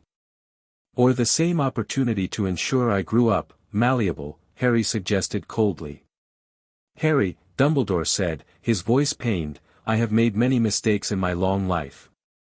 I may even have made mistakes regarding your upbringing. But I have never viewed you as a pawn to be manipulated. Never. Harry wanted to believe him. Part of him still respected and even loved the old wizard who had been his mentor, his guide in the magical world. But the revelations of recent months, the prophecy, the Horcruxes, his own status as one, had created too many cracks in that foundation of trust. I need to go, Harry said, rising from his chair. I have class. Harry, please, Dumbledore called as he reached the door. Don't let suspicion poison what trust remains between us. We need each other, now more than ever. Harry paused, his hand on the doorknob. I don't trust easily anymore, Professor. Not after everything that's happened. But I'll continue our lessons about Voldemort's past. I'll help find the Horcruxes. Beyond that. He shook his head. I need to chart my own course now. As he descended the spiral staircase, Harry felt both liberated and adrift. He had challenged Dumbledore directly, questioned the decisions that had shaped his entire life. It should have felt empowering, but instead left him with a hollow ache in his chest. The path was diverging indeed, and Harry was no longer certain where it led. News of Harry's confrontation with the Ministry spread quickly through Hogwarts, adding to his growing reputation as someone both powerful and dangerous. Students who had once merely stared at his strange eyes now whispered about his ability to control the dead, to defy the minister himself. Only a small circle remained unchanged in their treatment of him, Ron and Hermione, steadfast if sometimes concerned, Neville, whose quiet loyalty never wavered, Luna, who seemed to find his transformation fascinating rather than frightening, and Ginny, whose presence became Harry's anchor in increasingly turbulent waters. They're calling you the second coming of Merlin in Ravenclaw, Luna reported dreamily over breakfast one morning. Or the harbinger of the apocalypse, depending on who you ask. Brilliant, Harry muttered. Just what I needed. I think it's rather exciting, Luna continued, buttering her toast. Though the harbinger title seems excessive. If you were heralding the apocalypse, I imagine there'd be more locusts. Despite himself, Harry laughed. Luna's peculiar perspective had a way of cutting through the absurdity of his situation. The Daily Prophet's running a special edition on you today, Hermione added, looking worried as she unfolded the newspaper. They're calling it, The Evolution of the Chosen One, Hero or Threat. Let me guess, Harry said dryly. They've interviewed everyone who's never actually met me for their expert opinions. Worse, Hermione winced. They got quotes from Malfoy and some other Slytherins about how you've been unstable and dangerous for years. Harry shrugged, beyond caring what the paper printed about him. Any word from the Order about the Hogsmeade attack? Who organized it, what they wanted? Dad says they were after you specifically, Ron said in a low voice. You know who's put a price on bringing you to him alive. Charming, Harry remarked, though the news wasn't surprising. And the Ministry's response? More restrictions, Ginny answered. They're cancelling all future Hogsmeade visits and adding more Aurors to patrol the boundaries. Harry nodded absently, his mind elsewhere. Since creating his first path in Hogsmeade, something had changed within him. The power felt more accessible, more integrated into his being. His dreams had shifted too, no longer showing him 6 separate paths but rather a vision of himself as the central controller, a godlike figure directing multiple bodies simultaneously. Harry. Hermione's voice broke into his thoughts. Are you listening? Sorry, he said, refocusing. What were you saying? I asked if you've prepared that statement for Scrimgeour yet. It's been almost a week. Tonight, Harry promised. I've been distracted. Practicing in secret, he didn't add. Testing the limits of his Rinnegan in the room of requirement, where he could ensure no one observed his experiments. He had discovered he could now pull souls temporarily from bodies, reading their memories before returning them, a technique that would be invaluable for gathering intelligence. Well, don't put it off too long, Hermione cautioned. The minister isn't known for patience. After breakfast, Harry headed to Potions, where Slughorn greeted him with the usual excessive enthusiasm. Harry, boy, he boomed. Just the young man I wanted to see. I'm hosting a little dinner party tomorrow evening, nothing formal, just a few select students and perhaps a special guest or two. I'd be delighted if you could attend. Thank you, Professor, Harry replied politely. I'll be there. Slughorn beamed. Excellent. Oh, and Miss Weasley mentioned you're quite the Quidditch player. Captain this year, aren't you? Perhaps you could bring her along as well. Harry agreed, amused by the professor's transparent attempt to collect influential or talented students. Slughorn's little dinner parties were becoming legendary, opportunities for him to forge connections with those he deemed likely to succeed. As the class worked on their assigned potions, Harry found himself partnered with Ernie Macmillan, who kept shooting nervous glances at his eyes. Something wrong, Ernie? Harry asked finally. Ernie jumped slightly. No. No, not at all. It's just, is it true what they're saying?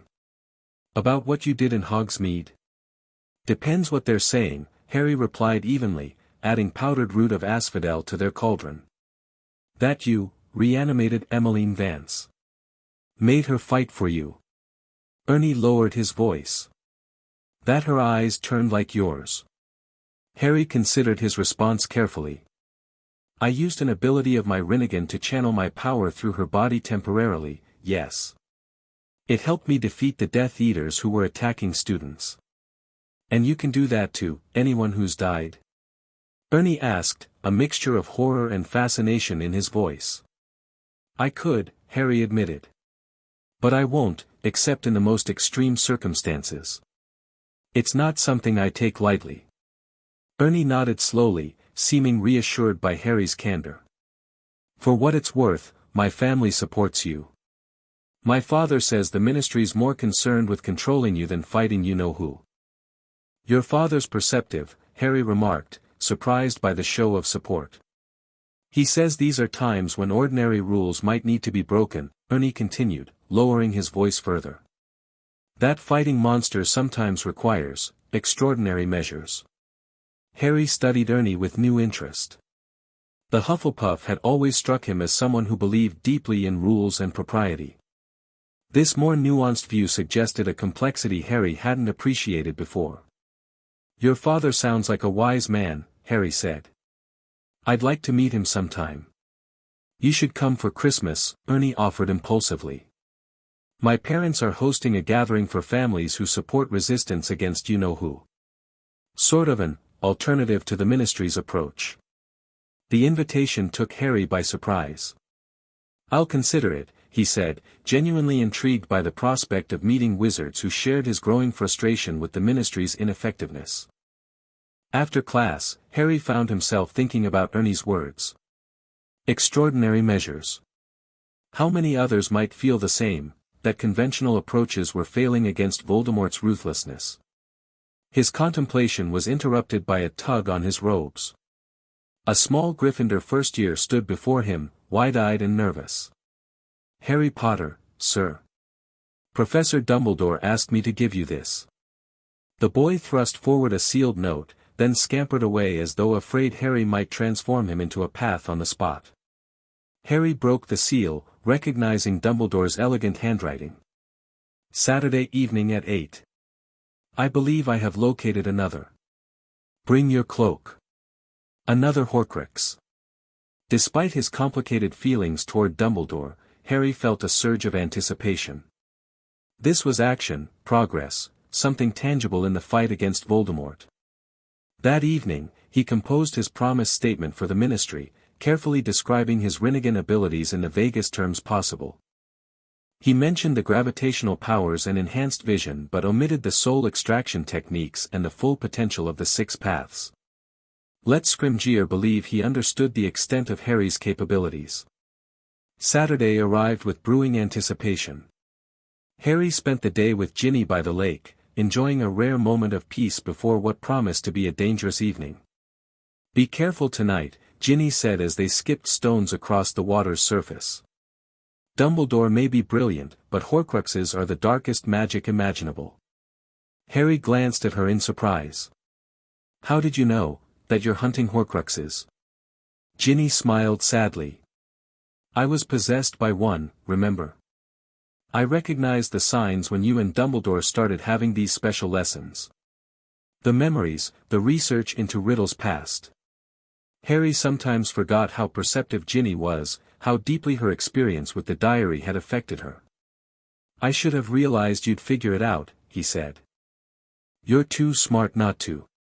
Not smart, she corrected. Experienced. I know what it feels like to have a piece of him inside you. She shuddered slightly. It's like ice in your veins, like something watching from behind your eyes. Harry felt a chill at her words. Did she suspect about his scar? About what Dumbledore had revealed? Ginny, he began hesitantly, what if destroying all the Horcruxes isn't enough? She frowned. What do you mean? What if defeating Voldemort requires sacrifice? He couldn't bring himself to be more specific. Ginny studied him intently. Harry Potter, if you're thinking about martyring yourself, you can stop right now. There's always another way, always. But what if there isn't, he pressed. What if prophecy, fate, whatever you want to call it, has already decided? Then we change fate, she said fiercely. Those eyes of yours, they're not ordinary magic. Hermione's been researching them for weeks. They're called divine eyes for a reason. If anyone can rewrite the rules, it's you. Her confidence warmed him, though he wasn't sure it was justified. I hope you're right. I'm a Weasley, she said with a grin. We're always right. Just ask my mother. Harry laughed, pulling her closer. I'll remember that. As evening approached, Harry prepared for his mission with Dumbledore. He slipped his invisibility cloak into his pocket and made his way to the headmaster's office, mind focused on the task ahead. Dumbledore was waiting, dressed for travel in a heavy traveling cloak. His damaged hand looked worse than ever, the blackened flesh now extending past his wrist. Ah, Harry. Right on time. The headmaster's eyes were bright with purpose. I believe I have located another Horcrux, Salazar Slytherin's locket. It appears to be hidden in a cave by the sea, a place Tom Riddle visited as a child. What's the plan? Harry asked, all business. We shall apparate to the location, navigate whatever protections Voldemort has established, retrieve the Horcrux, and return to destroy it properly. Dumbledore made it sound like a simple errand rather than a confrontation with the darkest of magics. And you need me because I suspect the cave's defenses may require 2 wizards, Dumbledore replied. And because, Harry, your Rinnegan may perceive traps or enchantments that even I might miss. It was a practical answer, but Harry sensed something more, a test, perhaps, or an opportunity for Dumbledore to observe how Harry handled himself against Voldemort's magic. Let's go, then, Harry said simply. The journey to the cave was challenging, a side-along apparition to a precarious rocky outcrop, followed by a swim through frigid waters to reach the cave entrance. Inside, Dumbledore quickly identified a hidden doorway that required a blood sacrifice to open. Voldemort's idea of weakening any intruder before they even begin, Dumbledore explained, slicing his palm with a small silver knife. A favorite tactic of his. Harry's Rinnegan activated fully in the darkness of the cave, revealing complex layers of magic woven throughout the stone walls. There's more ahead, he warned. Powerful enchantments. They emerged onto the shore of an underground lake, black and still as glass. In its center, a small island glowed with eerie green light. The Horcrux is there, Dumbledore said confidently. On that island. Harry scanned the water with his enhanced vision. The lake is filled with bodies. Inferi. Dozens of them, just below the surface. Dumbledore nodded grimly. As I suspected. Voldemort has always had a fondness for using the dead against the living. How do we reach the island? Harry asked, eyeing the water warily. Dumbledore moved along the shoreline, his good hand outstretched. There should be a boat, yes, here. He tugged on what appeared to be empty air, and a small, greenish chain appeared, leading to a tiny boat that broke the surface of the water. Will it hold both of us? Harry asked skeptically. I believe it measures magical power, not physical weight, Dumbledore explained. It likely expects one fully qualified wizard.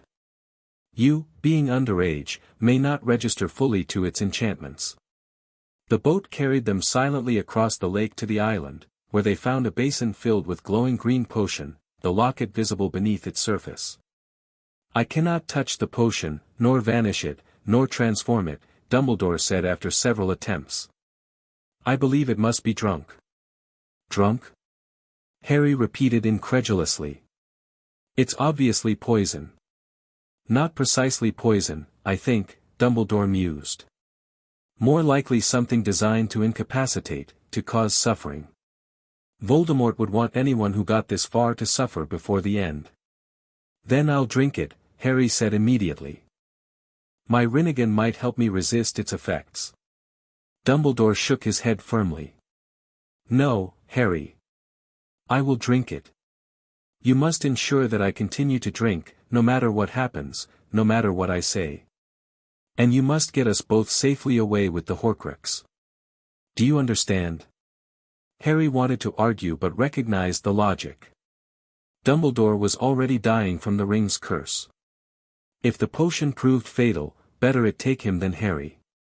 The thought was cold, calculating, and Harry was disturbed by how easily it came to him. I understand, he agreed reluctantly. What followed was nightmarish.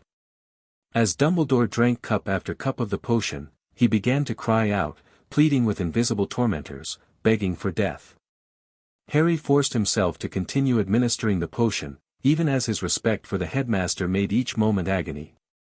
Finally, the basin was empty. Harry retrieved the locket while Dumbledore collapsed, weakened and delirious, crying for water. Harry conjured water, but each attempt disappeared before reaching Dumbledore's lips, another of Voldemort's cruel traps. The lake was the only water source. Cautiously, Harry reached toward the black water, using his gravitational power to draw a small sphere of water into the air without touching the surface. He guided it to Dumbledore, who drank gratefully. Clever, Harry, the headmaster whispered hoarsely. Very clever. But the disturbance of the water had awakened the inferi. White hands broke the surface, grasping at the island's edge. Corpse-like figures began to emerge, blank eyes fixed on the living intruders. "Fire," Dumbledore gasped.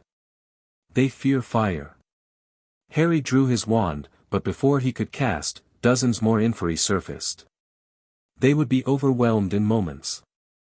Making a split-second decision, Harry accessed his Rinnegan's power. He could sense the chakra Voldemort had used to animate these bodies, the dark magic binding them to his will. "Stay behind me," he told Dumbledore, stepping forward to face the approaching horde. Harry extended both hands, channeling his power through his eyes. Ningendo. The human path ability activated, allowing him to connect with the residual souls tethered to the inferi. Not to extract them, they were too damaged for that, but to sever Voldemort's control. The leading inferi stopped abruptly, swaying in place. One by one, the animated corpses halted their advance, the dark magic binding them weakening under Harry's influence. "Return to your rest," Harry commanded, pushing more power through his eyes. "You are free of his control." The effort was immense, like trying to unravel a tapestry thread by thread. Sweat beaded on Harry's forehead as he maintained the connection, systematically disrupting Voldemort's enchantments. Slowly, the inferi began to sink back into the water, no longer puppets to Voldemort's will. Some simply dissolved, their magic-preserved forms returning to the natural decay that had been interrupted. When the last had disappeared beneath the black surface, Harry staggered, drained by the massive expenditure of power. "Extraordinary," Dumbledore whispered, struggling to his feet. "I have never seen anything like it." "We need to go," Harry said, supporting the weakened headmaster. "Before they reform." They managed to reach the boat, cross the now still lake, and exit the cave. On the rocky outcrop outside, Harry examined the locket more closely with his Rinnegan. "Something's wrong," he said, frowning. "The magical signature, it's not like the diary. Not like a Horcrux at all." Dumbledore took the locket with trembling hands, opened it, and found a small note inside. His expression fell as he read the message from someone called Rab, who had stolen the real Horcrux with the intention of destroying it. "All that," Harry said bitterly, "for nothing." "Not nothing," Dumbledore corrected weakly. "We have learned much tonight, Harry. About Voldemort's defenses, about your abilities, and about each other." Harry wasn't comforted. The ordeal in the cave had drained them both, and they had nothing to show for it but a fake Horcrux and a cryptic note. "Let's get back to Hogwarts," he said, offering his arm to Dumbledore for apparition. "You need medical attention." As they prepared to disapparate, Harry glanced back at the cave entrance one last time. Something about what he had done to the inferi troubled him. He had freed them, yes, but in doing so, he had demonstrated a power over death and souls that felt dangerously close to what Voldemort himself sought. The line between liberator and conqueror, he was learning, could be perilously thin. They apparat directly to the astronomy tower, Dumbledore too weak to manage the walk from the gates. As Harry helped the headmaster inside, a noise caught his attention. "Someone's coming," he warned, drawing his wand. "Your cloak, Harry," Dumbledore instructed urgently. "Cover yourself. And whatever happens, do not intervene unless I say so." Reluctantly, Harry donned the invisibility cloak, just as Draco Malfoy burst through the door, wand raised. "Expelliarmus!" Malfoy shouted, and Dumbledore's wand flew from his weakened grip. What followed was both revelation and nightmare. Malfoy, trembling but determined, revealed his mission, to kill Dumbledore, to allow Death Eaters into Hogwarts through a vanishing cabinet he had repaired. Harry stood frozen under his cloak as Dumbledore calmly offered Malfoy protection, a way out of the impossible situation Voldemort had placed him in. He saw the conflict in Malfoy's aura, the boy's resolve weakening as Dumbledore spoke. Then more footsteps, and Death Eaters emerged onto the tower, Bellatrix Lestrange, the Carrows, Fenrir Greyback. Harry's blood ran cold as Bellatrix urged Malfoy to complete his task, to kill the weakened headmaster. "He doesn't have the stomach, like his father," she taunted. Stand aside, boy. Before Malfoy could respond, Snape appeared, his face a mask of cold determination. Severus, Dumbledore said softly. Please. Harry saw it then, the plan, the arrangement, the terrible understanding between the two men.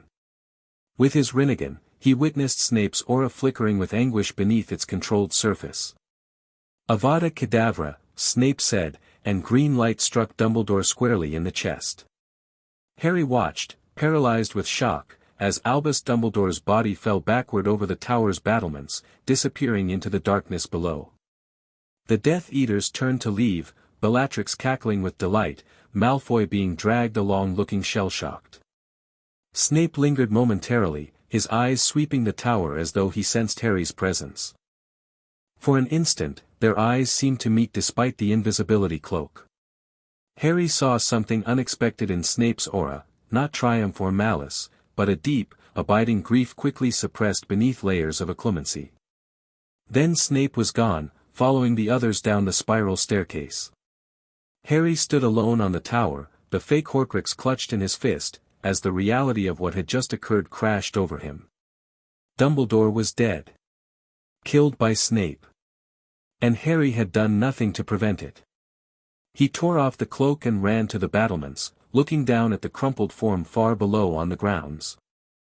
Already, figures were gathering around the body, students and staff drawn by the commotion or the dark mark now glittering obscenely in the sky above the tower. The paths had diverged indeed, but not as Harry had imagined. Not as anyone could have predicted. As he descended the tower to join the others, a cold resolution settled in Harry's heart. Dumbledore had been wrong about so much, about trust, about Snape, about the limits of conventional magic against Voldemort's ruthlessness. Perhaps he had been wrong about the 6 paths of pain as well. Perhaps the time for half-measures and moral qualms was past. One thing was certain, the wizarding world had changed forever tonight. And so had Harry Potter. The end. Thank you for watching this video. Please be sure to subscribe to our channel and like this video.